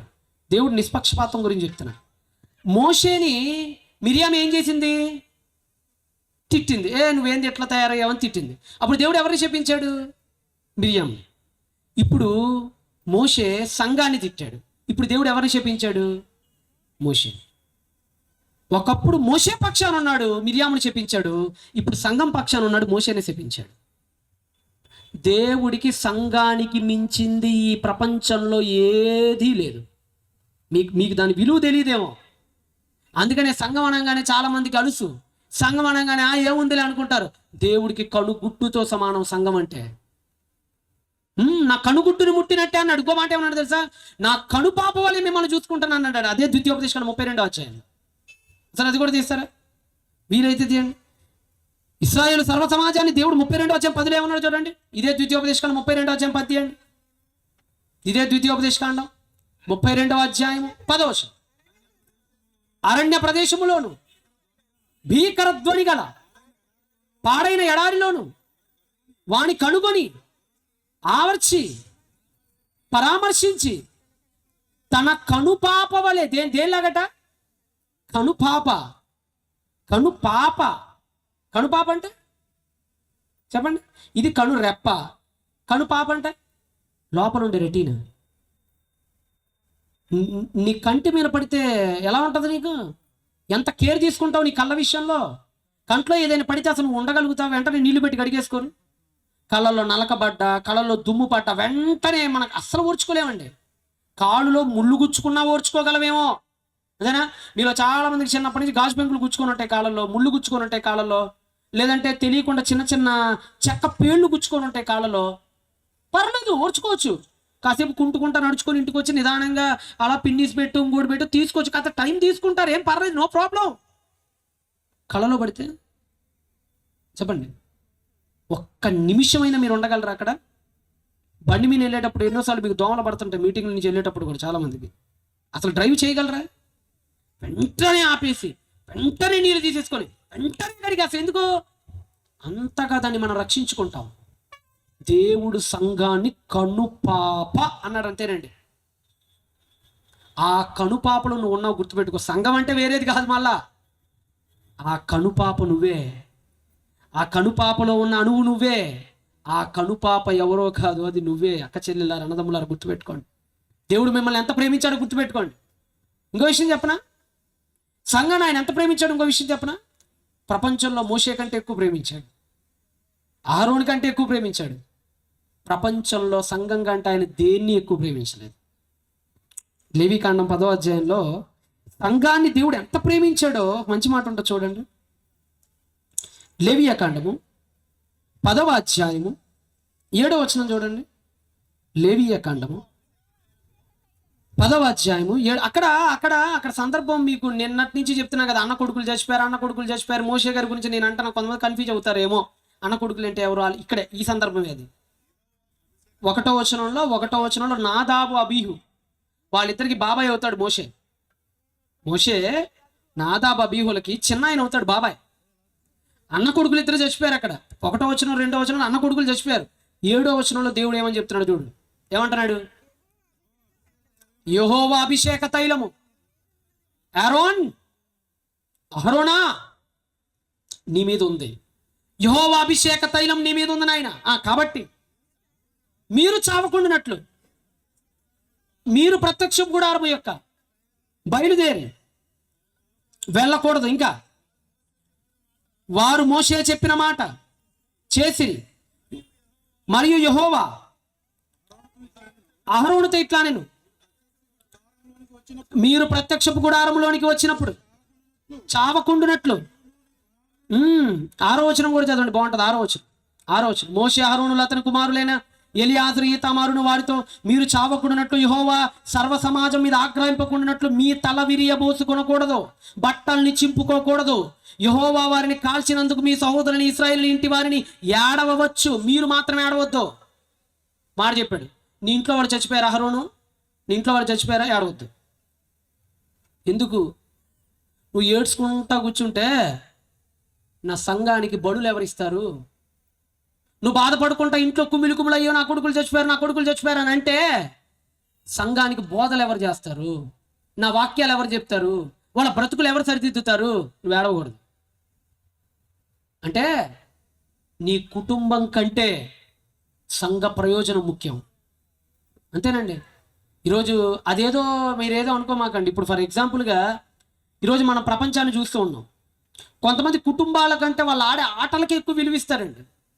ఇప్పుడు క్రికెట్ చూసుకున్నారనుకోండి, చాలామంది వాళ్ళ అమ్మ చచ్చిపోయి ఉంటుంది. ఆ కోహ్లీ అని ఆయన గురించి అంతకుముందు ఏదో విన్నాను, మరి కరెక్టో కదా నాకు తెలియదు, కానీ వాళ్ళ నాన్నో ఎవరో మొత్తానికి either mother or father I don't know, మొత్తానికి ఎవరో చనిపోతే ఆ శవం అక్కడ పెట్టుకొని ఆ కబురు తనకు వచ్చినా సరే క్రికెట్ దగ్గరికి వచ్చి ఆడి దేశాన్ని గెలిపించాడట.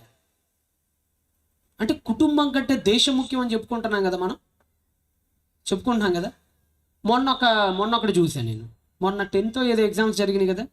అమ్మ చచ్చిపోతే ఆ పాప వచ్చి పరీక్షలు రాసి కన్నీళ్లతోనే పరీక్షలు రాసిందంట. అంటే ఒకళ్ళు చచ్చిపోయినా సరే మనం ఎక్కువగా ప్రేమించేటప్పుడు ఆ ఇంపాక్ట్ కళ్ళల వెనక దాచుకుంటాం, కానీ వర్క్ను ఆపం. ఇది వర్క్ కమిట్మెంట్ అంటారు దీన్ని. సంఘం దగ్గర దేవుడు ఆ కమిట్మెంట్ అడిగాడు ప్రపంచాన్ని. మోషేని దేవుడు మోషే ఎవరైనా చచ్చిపోని ఏడ్చుకో, సంఘానికి రావాల్సిన ప్రయోజనాలు మాత్రం ఆపొద్దు. అహరోను నీ అన్నలు చచ్చిపోయారా, సరే ఓకే, మీ ఫ్యామిలీ వాళ్ళు నేర్చుకొని సంఘం దగ్గర మాత్రం వర్క్ చేయకుండా ఆగొద్దు. యెహెజ్కేలు కూడా ఇదే చెప్పాడండి. 16వ అధ్యాయానికి రండి. యెహెజ్కేలు గ్రంథము 16వ అధ్యాయము, యెహెజ్కేలు గ్రంథం 24వ అధ్యాయము 15వ వచనం చూడండి. యెహెజ్కేలు గ్రంథము 24వ అధ్యాయం 15 నుంచి చూడండి. మరియు యెహోవా నాకు ప్రత్యక్షమై ఇలాగున సెలవిచ్చెను, నరపుత్రుడా నీ కన్నులకింపైన దానిని నీ యొద్ద నుండి ఒక్క దెబ్బతో తీసివేయబోచున్నాను. వాళ్ళ ఆవిని చంపేస్తున్నాడు ఇక్కడ దేవుడు. ఏడవద్దు, కన్నీరు విడవద్దు, అంగలార్చవద్దు, ఏడవద్దు, కన్నీరు విడవద్దు, మృతులకై విలాపము చేయక నిశ్శబ్దముగా నిట్టూర్పు విడు. వాళ్ళ ఆవిడ చచ్చిపోయింది. యెహెజ్కేల్ బొట్టు రాకూడదు బాబు, నీ కళ్ళ నుంచి వద్దు, రాకూడదు, ఏడవకూడదు. మరి ఏం చేయాలి ప్రభువా? ఏం చేయమంటావు ప్రభువా? వాక్యం చెప్పు. ఇప్పుడు నీ దగ్గరికి సంఘం వస్తుంది, వాళ్ళందరినీ కూర్చోబెట్టు. మంచి ఏంటో చెడు ఏంటో నా చిత్తం ఏంటో వాళ్ళు ఎలా బ్రతకాలో వాళ్ళకి చెప్పు. నీ భార్య ఎందుకు చచ్చిపోయిందని అడుగుతారు. ఒకవేళ నిజంగా ఏడ్చారు అనుకోండి, ఎవరు రారు. అక్కడ దేవుడు ఎందుకు అలా చేస్తున్నాడంటే, ఒకవేళ అలా ఆవిడ చచ్చిపోయింది, ఏడుస్తున్నాడు, అందరి ఇళ్లలో చచ్చిపోయింది, అందరూ ఏడుస్తారు, ఇదేమి పెద్ద ప్రత్యేకమైన క్రియ ఏమీ కాదు, అది కొత్తగా చెప్పుకోవడానికి అంతే కదా. మీ అమ్మ చచ్చిపోతే నువ్వు ఏడవా, లేదంటే ఎవరైనా భార్య చచ్చిపోతే భర్త ఏడవడా? ఏడుపు అనేది కామన్ శవం దగ్గర.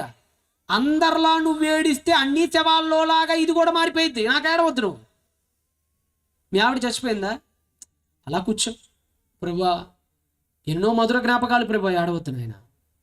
నువ్వు ఏడవకపోతేనే ప్రజలు నీ దగ్గరికి వస్తారు. ఇప్పుడు అదేంటి భార్య చచ్చిపోతే ఏడవట్లేదేంటి, ఏమైంది, ఆ కుర్రోడు ఏంది, అసలు తిన్నగా ఉన్నాడు, అలానే మొద్దు బారిపోయినట్టుగా నిమ్మకి నీరెత్తినట్టుగా అని వస్తారు. ఆ విచిత్రాన్ని చూస్తానికి వస్తారు. అప్పుడు నువ్వు కూర్చోబెట్టి యెరూషలేముకు జరగబోయే భవిష్యత్తుని చెప్పు వాళ్ళకి. అంటే సంఘానికి వాక్యం చెప్పటం కోసం, సంఘానికి సందేశం ఇవ్వటం కోసం, సంఘానికి భవిష్యత్తు చెప్పటం కోసం నీ కుటుంబంలో చనిపోయినా సరే నువ్వు ఏడవద్దు అన్నాడు. మీ అందరికీ తెలుసు ఒక ఫేమస్ ఎగ్జాంపుల్. జీసస్ క్రైస్ట్ కాలంలో ఒక డిసైపుల్ ఆయన దగ్గరికి వచ్చి, అయ్యా నా తండ్రిని పాతి పెట్టుకున్నట్టుకు నాకు ఏమని చెప్తాడు? మృతులు తమ మృతులను పాతి పెట్టుకుందరు, నీవొచ్చి ఫాలో మీ నన్ను వెంబడించు.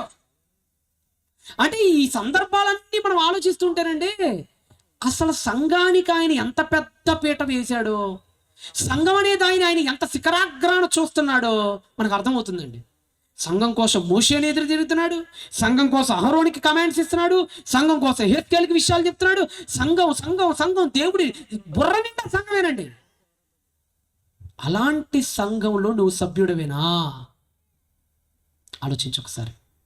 మీకు ఇంకో విషయం చెప్తా. కుటుంబం కంటే సంఘం గొప్పది అని నేను ఎందుకు మాట్లాడుతున్నానంటే, మీరు బైబిల్లో ఎప్పుడైనా మీకు ఈ సందేహం వచ్చిందా? ఎప్పుడైనా వచ్చిందా ఈ సందేహం మీకు బైబిల్లో? ఏ సందేహం? 12 గోత్రాలు ఉండగా ఎందుకు దేవుడు లేవీల్ని ఎంచుకున్నాడు అని వచ్చిందా మీకు ఎప్పుడైనా సందేహం? రూబేను మొదలుకొని బెంజమిన్ వరకు మొత్తం 12 ట్రైబ్స్, 12 గోత్రాలు. Why only God choose him?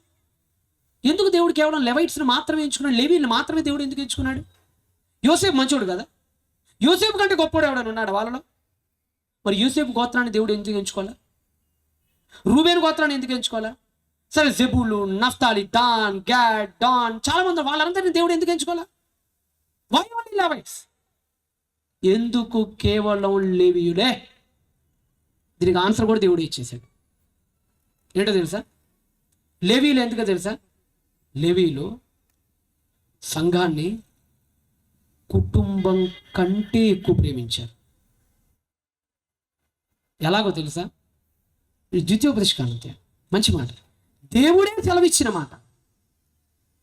దేవుడే, సాక్షాత్తు దేవుడే సెలవిచ్చిన మాట.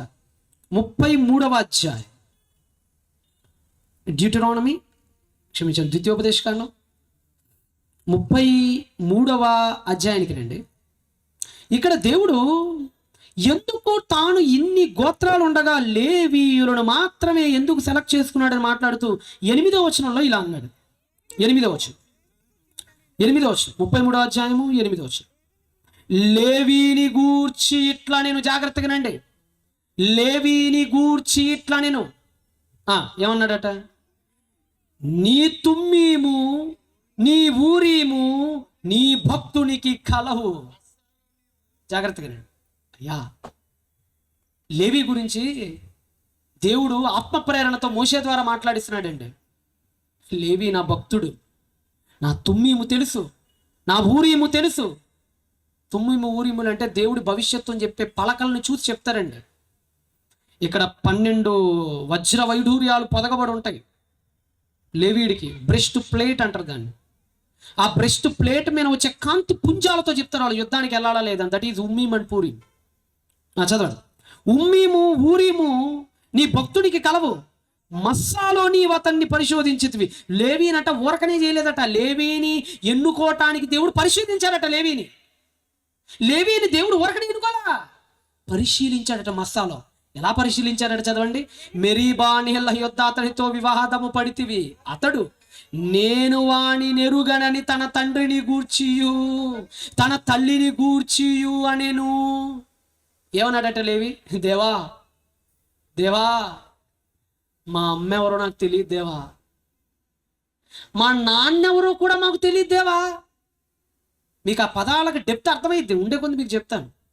ఏమన్నాడట లేవి? ఎంత పెద్ద మాట అన్నాడండి. ఎవడు అనలేదండి ఈ మాట, ఎవడు అనలేదు ఈ మాట ప్రపంచంలో. మిగతా గోత్రాల్లో ఒక్క లేవీయుడు పలికిన మాట ఇది. ఏమన్నాడు మళ్ళీ చదవండి. నేను వాణి నెరుగనని తన తండ్రిని గూర్చియు తన తల్లిని గూర్చియు అనెను. తన సహోదరులను లక్ష్య పెట్టలేదు, తన కుటుంబాన్ని పట్టించుకోవాలి వీడు, వాళ్ళ అన్నదమ్ములను పట్టించుకోవాలి వీడు, తన కుమారులని ఎంచలేదు. అంటే కొడుకుల్ని పట్టించుకోలేదట, తల్లిని పట్టించుకోలేదట, తండ్రిని పట్టించుకోలేదట, సహోదరుని పట్టించుకోలేదట. చదవండి. కుమారులని ఎంచలేదు. వారు నీ వాక్యమును బట్టి నీ నిబంధనను గైకొనిరి. దేని గైకొన్నారట? కుటుంబాన్ని పక్కన పెట్టి అమ్మని లేదు, నాన్నని లేదు, తమ్ముడని లేదు, కొడుకని లేదు, మనవడని లేదు, కుమార్తెని లేదు, మనవరాలని లేదు, బంధాలన్నీ తెంచుకొని కుటుంబాలన్నిటిని పక్కన పెట్టి దేనికి అయికొన్నారట? నిబంధనను. ఎలా? ఎప్పుడు? రండి నిర్గమాకాండానికి. నిర్గమాకాండం 32వ అధ్యాయం 26. లేవియకాండం 32వ అధ్యాయం 26. నిర్గమాకాండం 32వ అధ్యాయము 26 చదవండి. మీ అందరికీ తెలుసు కదా, నిన్న చెప్పాను మీకు. ఆయన పైకి వెళ్ళి 10 కమాండ్మెంట్స్ తీసుకొచ్చేటప్పుడు వీళ్ళందరూ గోల్డెన్ కాల్వ్ చేసుకొని ఐడిల్ వర్షిప్ చేస్తుంటారు కదా, ఆ సందర్భం అనమాట. 32వ అధ్యాయం 26 చదవన్నా. అందుకు మోషే పాలెం యొక్క ద్వారమున నిలిచి, యెహోవా పక్షమునున్న వారందరూ నా యొద్దకు రండి అనగా లేవీయులందరూ అతని యొద్దకి కూడి వచ్చిరి. ఒక మాట చెప్పమంటారా? ఆ రోజు బలిపీఠం కట్టేటప్పుడు, ఆ రోజు బంగారపు దూడని అహరోను చేసినప్పుడు అన్ని గోత్రాల వాళ్ళు ఎగిరి గంతులేశారండి.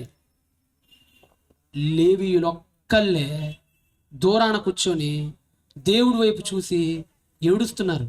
అయ్యా, మా సహోదరులందరూ పాడైపోయారు, మా వాళ్ళందరూ విగ్రహారాధనలో పడిపోయారు, మేమేం చెయ్యాలి అని ఏడుస్తున్నారు లేవీయులందరూ పక్కన కూర్చొని. చదవండి. లేవీయులందరూ ఏమయ్యారట? అతని యుద్ధ కూడి వచ్చిరి. అతడు వారిని చూచి, మీలో ప్రతివాడు తన కత్తిని తన నడుముని కట్టుకొని పాలెములో ద్వారము నుండి ద్వారమునికి వెలుచు, ప్రతి వాడు తన సహోదరుని, ప్రతి వాడు తన చెలికాలిని, ప్రతి వాడు తన పొరుగువాడిని చంపేయాలి, చంపి పడేయాలి. లేవీలారా, ఎవరినయ్యా? మీ సహోదరుల్ని. ఎందుకో? ఏదో బొమ్మకు మొక్కినందుకు కాదండి. అక్కడ బొమ్మకు మొక్కడం అంటే కథ వేరు. చాలా మందికి బైబిల్లో విగ్రహారాధన అంటే అర్థం తెలియదు. బైబిల్లో తినుటకు తాగుటకు కూర్చొని ఆడుటకు లేచిన అనే పదాలు ఉంటాయి. వాటికి ఏదో ఆటలు అంటే ఏదో ఈ ఆటలు కాదు. అక్కడ ఆటలు అంటే సెక్స్ ప్రాక్టీసెస్. అక్కడ ఆటలు అంటే ఏమనుకున్నారు? సెక్సువల్ ఇమ్మోరాలిటీ, వ్యభిచారం. అది వాళ్ళ దృష్టిలో తన ఆట అంటారు వాళ్ళు. కామాటలు అవన్నీ. అవి అక్కడ వాళ్ళు చేసింది. లేవీలు అప్పుడు కత్తి పట్టుకొని తన సహోదరులని కూడా చూడకుండా సంఘం కోసం, సంఘ క్షేమం కోసం, దేవుడి కోసం వాళ్ళందరినీ కూడా అక్కడ శిక్ష విధించేశారండి. అప్పుడు దేవుడికి ఒక విషయం అర్థమైందంటే ఆయనకి తెలుసు. ఏమర్థమైందో తెలుసా? నా కోసం ఈ లేవీలు అవసరమైతే ఎవరినైనా వదులుకోవడానికి సిద్ధపడతారు. సొంత సహోదరులను కూడా వదులుకోవడానికి సిద్ధపడతారు. అప్పుడు అతను తన సహోదరులనైనను కుమారుల కుమార్తెలనైనను అతను చూడలేదు, లక్ష్య పెట్టలేదు. అందరినీ వదులుకున్నారు దేవుడి కోసం. అందుకని లేవీలు దేవుడు ఎందుకు ఎంచుకున్నాడంటే కారణం ఇదేనండి. ఒకటేనండి, కుటుంబాల కంటే సంఘం ఎక్కువ అనుకున్నారు కాబట్టి. మరి ఈరోజు మీ పరిస్థితి ఎలాగుంది? మీ కుటుంబాలు ఎక్కువ, సంఘం ఎక్కువ? ఏమన్నా నిజం చెప్పండి, సంఘంలో ఎవరికైనా బాగోకపోతే ఏనాడైనా ₹1 నువ్వు సహాయం చేసావా? ₹1 దమ్మిడి సహాయం చేసావా? సంఘం అంటే ఏంటో తెలుసా? ఆదివారం 1 గంట సేపు కూర్చొని ఎలా ఉన్నావు, వంటలు బాగుండుకున్నారు, ఆరోగ్యం బాగుందని కాసేపు ముచ్చరించుకొని వెళ్ళిపోయేటువంటి ఒక గుంపు అనుకున్నావా? నీకు అర్థం కాలేదు సంఘం విలువ. సంఘం ఎంత గొప్పదంటే ప్రభు ప్రాణం పెట్టే అంత గొప్పది. సంఘం ఎంత గొప్పదంటే మోషేని శపించే అంత గొప్పది. సంఘం ఎంత గొప్పదంటే అహరోని ఏడవద్దని ఎంత గొప్పది. సంఘం ఎంత గొప్పదంటే భార్య కోసం హేస్కెళ్తున్న అంగలార్చవద్దన్నంత గొప్పది. సంఘం ఎంత గొప్పదంటే తన కనుగుడ్డిని ముట్టినంత గొప్పది. సంఘంలో ఎవరిని తక్కువ అంచనా వేయకండి, సంఘంలో ఎవరిని దూషించకండి, సంఘంలో ఎవరిని నోరెత్తి ఏ బూతు మాటలతోనూ ఉచ్చరించకండి. చెప్తున్నా, దేవుడు చాలా సీరియస్గా తీసుకుంటాడు. ఆఫ్టర్ ఆల్ మోషే లాంటి మహానుభావుడు, మోషే లాంటి సర్వసిద్ధాస్తుడైనటువంటి ఆయనే ద్రోహులారా అని అంటేనే దేవుడు ఓర్వనప్పుడు ఈరోజు సంఘంలో ఎన్ని బూతులు తిడుతున్నారో తెలుసా అండి సంఘంలో ఉన్న సహోదరుల్ని?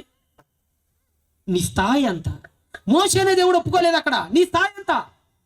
అది అంటాడు, ఇది అంటాడు, వాడంటాడు, సంఘంలో పట్టుకొని ఇష్టానుసారంగా మాట్లాడతాడు, వాడికి బలుపు అంటాడు, వీడికి అహంకారం అంటాడు, వాడికి టెక్ అంటాడు. సంఘ సహోదరుని ఇంత నీచంగా తిట్టుకుంటావా మనసులో?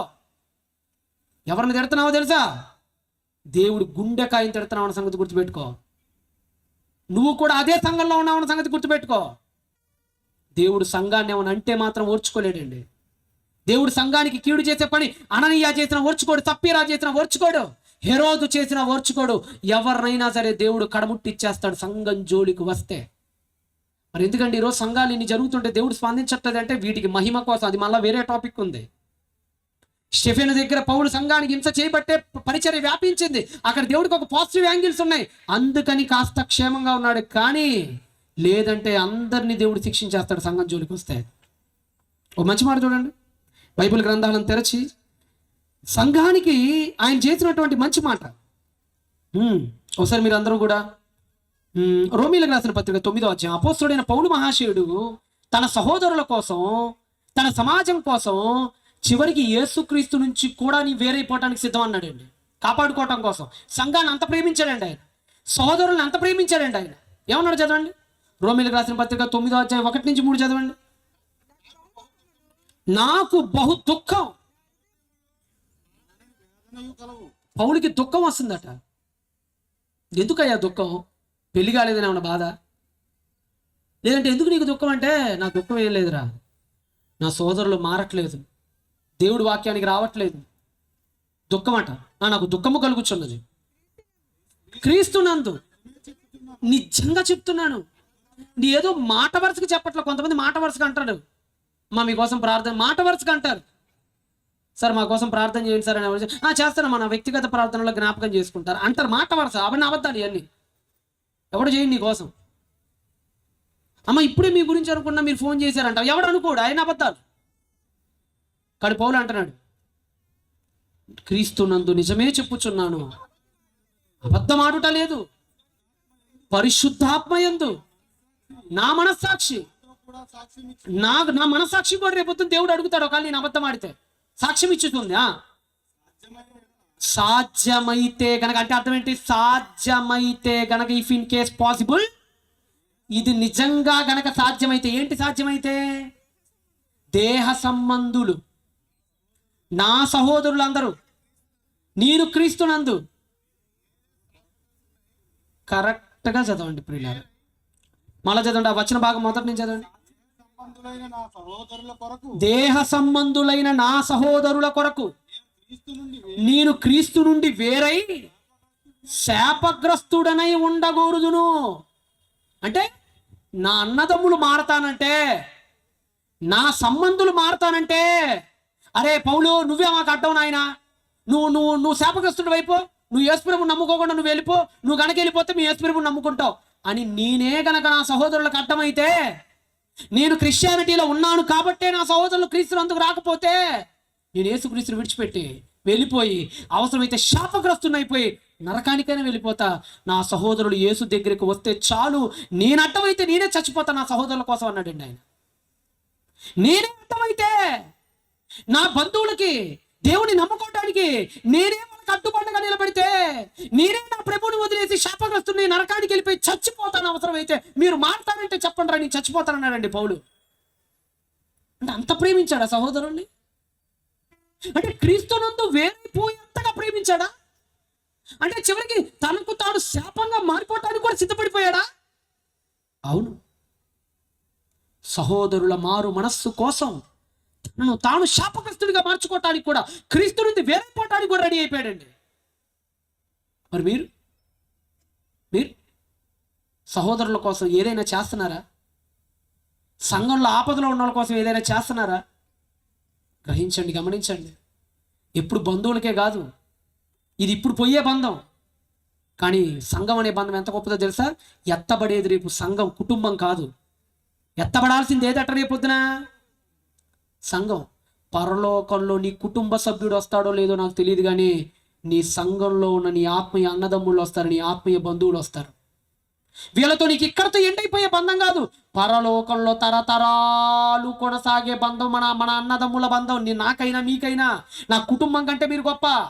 నేను మాటల్లో చెప్పట్లా. మా నాన్న చచ్చిపోయాడు ఆదివారం సాయంత్రం సభలకు వెళ్ళిపోయా, నేను శవం అలా పాతి పెట్టి చేతులు కట్టుకొని పరిగెత్తా. నేను అడగండి, సభలో సాక్ష్యం ఇస్తారు.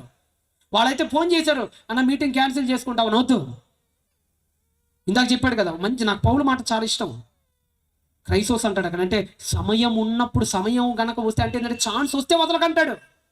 రేపొద్దు నా ప్రభు దగ్గర రేపొద్దున యేసు దగ్గర, రేపొద్దున దేవుడి దగ్గర, అరే నువ్వు మాటలేనా శాతలోడివేనా అని అడిగినప్పుడు, లేదు ప్రభా నీ ప్రసంగాలే కాదు నా లైఫ్లో నేను చేశానయ్యా, ఇదిగో మా నాన్న చచ్చిపోయినప్పుడు శవం పాతి పెట్టి వెళ్ళిపోయానయ్యా, నా పెళ్ళైపోయి ఒక రోజు కాకముందే అన్ని పక్కన పెట్టేసి 7 ఏళ్ళ కిందట పెళ్ళైపోయింది, తాళి కట్టానంతే, పక్కన సభలకు వెళ్ళిపోయా నేను, రేపొద్దు చెప్పుకుంటాను దేవుడి కోసం, దేవా 10 రోజులు 20 రోజులు కనీసం గడప కూడా తొక్కలేదయ్యా, వివాహం చేసుకొని వెళ్ళిపోయానయ్యా నేను ఎక్కడికో, రేపొద్దు నేను చెప్పుకోగలను, ఎందుకంటే క్రైసోస్ నాకు అవకాశం నా దేవుడు ఇచ్చాడు అనుకుంటున్నా, రేపు చెప్పుకోవడానికి నాకు కావాలనుకుంటున్నా.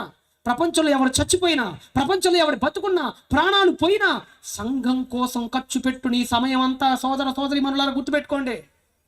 నేనేదో మాట వరుసగో, లేదంటే మీ ముందు నేనేదో పెద్ద డప్పారా ఇలా డప్పాలు చెప్పుకోవటానికి నేను చెప్పట్లా, సంఘానికి ఇవ్వాల్సిన విలువ గురించి మీతో చర్చిస్తున్నాను, మీతో మాట్లాడుతున్నాను. నా ప్రియ అన్నదమ్ములారా, మీరు ఎలా ఉన్నారు?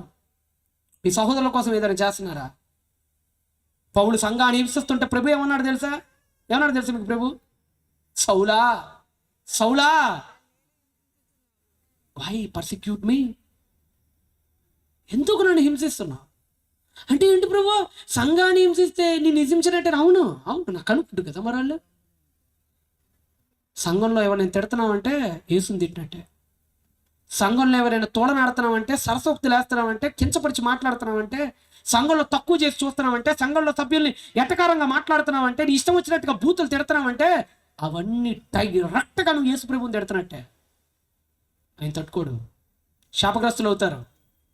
సంఘాన్ని అంత గొప్పది, నీ కుటుంబంలో గడపడం కదా. ఆదివారం వస్తే పరిగెత్తాలి, ఎందుకంటే నీ నిజమైన కుటుంబాన్ని నువ్వు కలుసుకోబోతున్నావు. ఆదివారం అంటే ఏమనుకున్నారు తెలుసా ప్రియులారా మీరు? ఆదివారం అంటే ఏంటి? నీ నిజమైన కుటుంబం దగ్గరికి వెళ్ళకపోతున్నావు. ఎందుకంటే తెలుసా, సంఘానికి కుటుంబానికి ఒక తేడా ఉంది. సంఘం అంటే అర్థం ఏంటంటే, నీలాంటి వాళ్ళే సంఘానికి వస్తారు, నీలాంటి మనస్కుడు సంఘంలో ఉంటారు, అంతే కదా. ఇప్పుడు నువ్వు సంఘానికి వస్తున్నావు, అదే సంఘానికి ఇంకొక చెల్లి అక్క వస్తుందంటే అర్థం ఏంటి? మీ ఇద్దరి మనసులు ఏమైనాయి చెప్పండి, ఏమైనాయి? ఒకటి అయితేనే కదా ఇద్దరు ఒక సంఘంలో కూర్చున్నారు. మరి మీ ఇంట్లో వాడు కూర్చోలేకపోయాడే, మీ కుటుంబంలో వాడు రాలేకపోయాడు నీ సంఘానికి. అంటే నీ మనసుకి దగ్గరైన వాడు ఎవడంటే కుటుంబంలో వాడు కాదు, ఎవరు? సంఘంలో ఉన్నాడు. అందుకని ఆ రోజుల్లో మీరు గిజ్జోను సందర్భం జరిగితే దేవుడు గిడియన్తో చెప్తాడు, గిడియన్ వెళ్ళి మీ నాన్న కట్టిన బలిపీఠాన్ని పడగొట్టి నా బలిపీఠాన్ని కట్టమన్నప్పుడు నాతో ఎవరు ఉంటాడన్నప్పుడు 300 మంది వస్తారండి మిద్యానీయులకు వ్యతిరేకంగా, అదే నీ కుటుంబం అని చెప్తాడు. గిడియన్ నీ కుటుంబం ఈ రోజు నుంచి ఇదే, ఆ 300 మంది నీ కుటుంబ సభ్యులు. మరి మా నాన్న, మీ నాన్న కాదు, వదిలే, 80 ఏళ్ళు వదిలే, వాళ్ళ నాన్నగారు వదిలే ఆయన్ని. సంఘం అంటే దేవుడి ప్రాణం అండి. అలాంటి అతి గొప్ప సంఘంలో మీరు సభ్యులైనందుకు ధన్యులండి. నిజంగా చెప్తున్నా, సంఘం విలువ తెలిస్తే మీరు ఉండలేరు. ఆ గొప్పతనం మీకు అర్థమైతే నువ్వు ఏ ప్యాలెస్లో ఉంటున్నావో, ఆ ప్యాలెస్, నువ్వు ఉంటున్న వైట్ హౌస్ ఎంత గొప్పదో నీకు అర్థమైతే నీ ఒళ్ళు పులకరిస్తుంది, నీ ఒళ్ళులో రక్తం ఉడికిపోద్ది. ఇంత గొప్ప ప్రాంతంలో నేనున్నానా? అర్థమవుతుందా మీకు? మీరు కొన్ని ఏరియాస్కి వెళ్తుంటే ఒళ్ళు పులకరిస్తుంది. నేను హీలియోపోలిస్ ఎంపీ వెళ్ళినప్పుడు ఒకసారి నాకు చాలా ఇష్టం అది వెళ్ళాలి. ఎందుకంటే నేను ఎక్కువ సైట్స్ తిరుగుతూ ఉంటాను కదా, ఆల్ ఓవర్ ఇండియా మొత్తం కూడా. నేను ఆర్కియాలజీ కాబట్టి మేము తిరగాలి. అలా నేను దేశవ్యాప్తంగా ఉన్న ప్రతి చోటకి వెళ్ళినప్పుడు నాకు ఒళ్ళు పులకరిస్తుంది. 2500 ఏండ్ల క్రిందట కట్టినటువంటి పిల్లర్ దగ్గర నేను ఉన్నాను, అశోక పిల్లర్ దగ్గర నేను ఉన్నానా? ఇది 2300 సంవత్సరాల అక్షరాలను నా చేతితో నేను తాగుతున్నానా? ఒక ఉదయగంలో హత్తి గుంప ఇన్స్క్రిప్షన్ నేను చూశానా? ఒళ్ళు పులకరిస్తుంది. ఎక్కడున్నానా? యేసుప్రభు వారు రాకముందు కట్టినటువంటి దాన్ని నేను ఈరోజు తాగగలుగుతున్నానా? హమ్మురాబి కోట్ని చూడగలుగుతున్నానా? ఒళ్ళు పులకరిస్తుంది. అంతకంటే ఒళ్ళు ఎక్కడ పులకరించాలో తెలుసా? సంఘంలో ఉన్నప్పుడు. ఎందుకో తెలుసా? దేవుడి కనుగుడ్డు లాంటి దాని మీద నేను ఉన్నానా? దీనికోసం దేవుడు సమస్తాన్ని ఎదిరిచేస్తాడా? దీనికోసం ఆయన కొడుకుని చంపేస్తాడా? ప్రాణాలు పెట్టేస్తాడా యేసుప్రభు? దీనికోసం వధువు అన్నాడా? నన్ను ఆయన వివాహం ఆడబోతున్నాడా? రేపు నేను పరలోకం వెళ్తానా? ఒళ్ళు పులకరించి కింద భూకంపం కలగాలి కాళ్ళ కింద. అంత గొప్ప సంఘంలో ఈరోజు నువ్వు ఉన్నావు. మరి నువ్వు ఉంటున్న సంఘం ఏంటి? నిజమైన సంఘంలోనే ఉన్నారా? ఈరోజు సంఘాలంటే, ఇందాక చెప్పా, సంఘాలంటే గోడలు కాదు, సంఘాలంటే ఫ్యాన్లు కాదు, సత్య ఈ వాక్యం ప్రకటింపబడే చోటే సంఘం. ఈరోజు ఇది college of Bible technology Ramachandrapuram వాళ్ళు ఉన్నారు, ప్రేమన్న స్థాపించాడు దీన్ని. అద్భుతమైన మాటలు చెప్తారు అక్కడ. ఎలాంటి పోకిరి మాటలు ఉండవు, ఎలాంటి పిట్ట కథలు ఉండవు, ఎలాంటి అన్యోపదేశాలు ఉండవు. వాక్యాన్ని ఉన్నది ఉన్నట్టుగా బోధించే సంఘాలండి ఇక్కడ. ఈరోజు ఇంతమంది అన్నలు, ఇంతమంది తమ్ముళ్ళు, పక్కన ఉన్న జేబీఆర్సీలు, ఇవన్నీ ఏంటో తెలుసా? ప్రాణం పెట్టేవి. ఈరోజు చిప్పాడ ప్రసాద్ గారు ఎందుకు ఇంత చేస్తున్నాడు?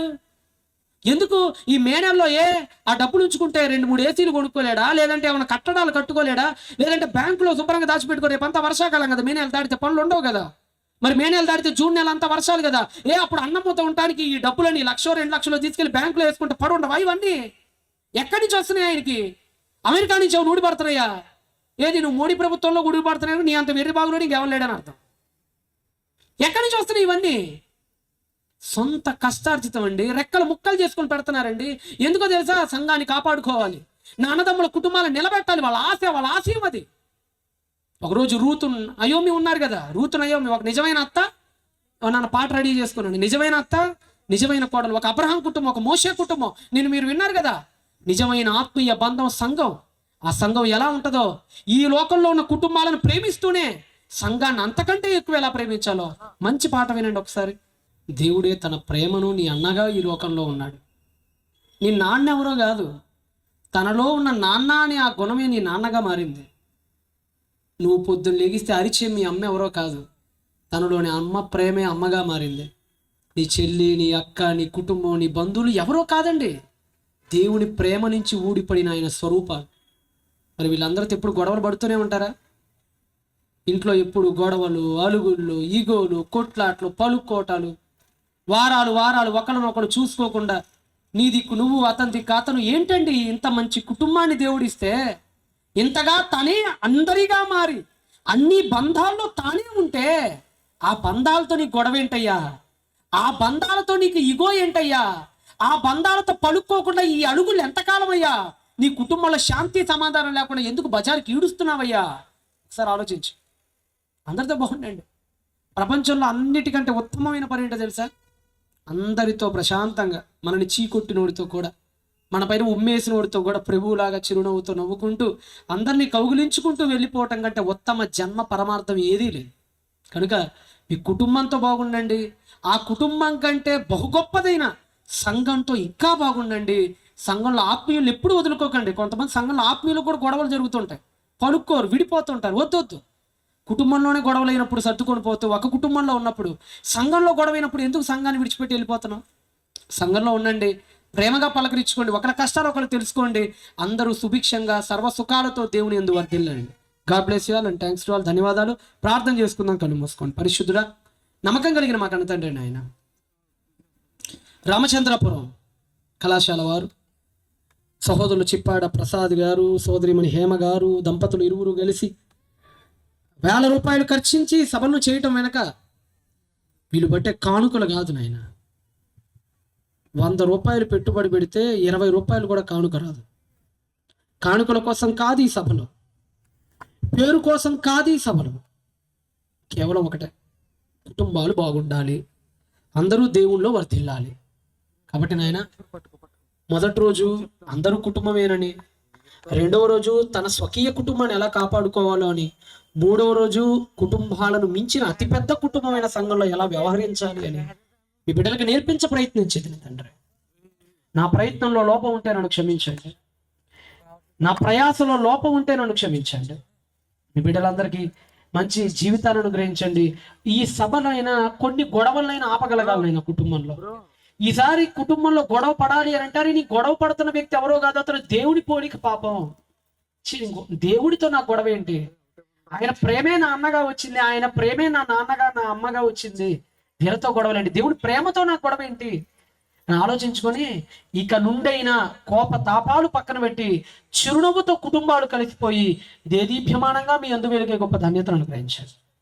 సంఘాల్లో సఖ్యత, సంఘాల్లో శాంతి, సంఘాల్లో సమాధానాన్ని నింపండి. ఇక్కడ అనేక సంఘాల వారు వచ్చారు. నేను నా అన్నదమ్ముల అక్కచెల్లెలు ఎన్నో సంఘాలు, క్రీస్తు సంఘాలు, బయట సంఘాలు, లూథరన్ సంఘాలు, రకరకాల డినామినేషన్స్ నుంచి అందరూ నా ప్రియ అన్నదమ్ములు వచ్చారు. అందరూ చల్లగా ఉండాలి, అన్ని సంఘాలు బాగుండాలి, అన్ని సంఘాలని క్షేమంగా కాపాడండి. ఇక్కడికి ఎవరెవరైతే వచ్చారో అన్ని సంఘాలని దీవించండి. నా ప్రియ అన్నదమ్ములు అందరూ వేరే వేరే సంఘాల నుంచి పాస్టర్స్ వచ్చి నుంచి కూర్చున్నారయ్యా. అలాంటి దైవజనులందరినీ కూడా కాపాడి నిండు నూరేళ్ళు దీవించి, రేపు మళ్ళా తెనాల్లో జరగబోయే సభలు, అటు పిమ్మట మళ్ళీ అమలాపురంలో జరగబోయే సభలను కూడా జ్ఞాపకం చేసుకొని దీవించి ఆశీర్వదించి మా ప్రయత్నాల్లో తోడుగా ఉండి ముందుకు నడిపించి, మా ప్రియమైనటువంటి అక్కయ్య ప్రేమన్న గారి సతీమణి గారి అక్కగారిని జ్ఞాపకం చేసుకొని దీవించమని, బాలరాజాన్ని జ్ఞాపకం చేసుకోండి, దాదాన్ని జ్ఞాపకం చేసుకోండి. ఇంకా ఇక్కడ వేదిక మీద అనేక మంది అక్కకి అన్నలకి సహకారులుగా నిలబడ్డ ఎంతో మిత్ర బృందం, సంఘ బృందం ఉంది నాయన ఇక్కడ. వాళ్ళందరినీ జ్ఞాపకం చేసుకోండి. అందరికంటే ముఖ్యంగా 1000 రూపాయలు ఖర్చు పెట్టినటువంటి నా ప్రియ సహోదరుడు చిప్పాడ ప్రసాద్ గారు, సహోదరమణి హేమ గారు, వారిని కూడా జ్ఞాపకం చేసుకోండి. వారి కుటుంబానికి రెట్టింపు ఫలాలను అనుగ్రహించి ఇంతమంది కుటుంబాలను బాగు చేయడానికి ఖర్చు పెట్టిన ప్రతి కష్టార్జితానికి గాను వారి కుటుంబం యావత్తూ పరలోకంలో విశ్రమించేటువంటి గొప్ప అవకాశాన్ని భవిష్యత్తులో ప్రసాదించమని ఈ సమస్తమును మీ పాదాల చెంత పెట్టుకుని తీస్తూ ఇచ్చిన ప్రార్థనని యేసుక్రీస్తు ప్రభుల వారి దివ్య భవ్య పుణ్య అసామాన్య శ్రీమాన్య ఉత్కృష్ట మహోత్కృష్ట నామమును అడిగి వేడుకొనుచున్నాము తండ్రి. ఆమేన్. తండ్రి అయిన దేవుని ప్రేమ, కుమారుడైన యేసునాథుని కృప, పరిశుద్ధ ఆత్మదేవుని అన్యోన్య సహవాసము, నిత్య సన్నిధి సదాకాలం విచ్చేతన మనందరికీ, సంఘాలకు, కుటుంబాలకు తోడై ఉండి నడిపించునుగా. ఆమేన్.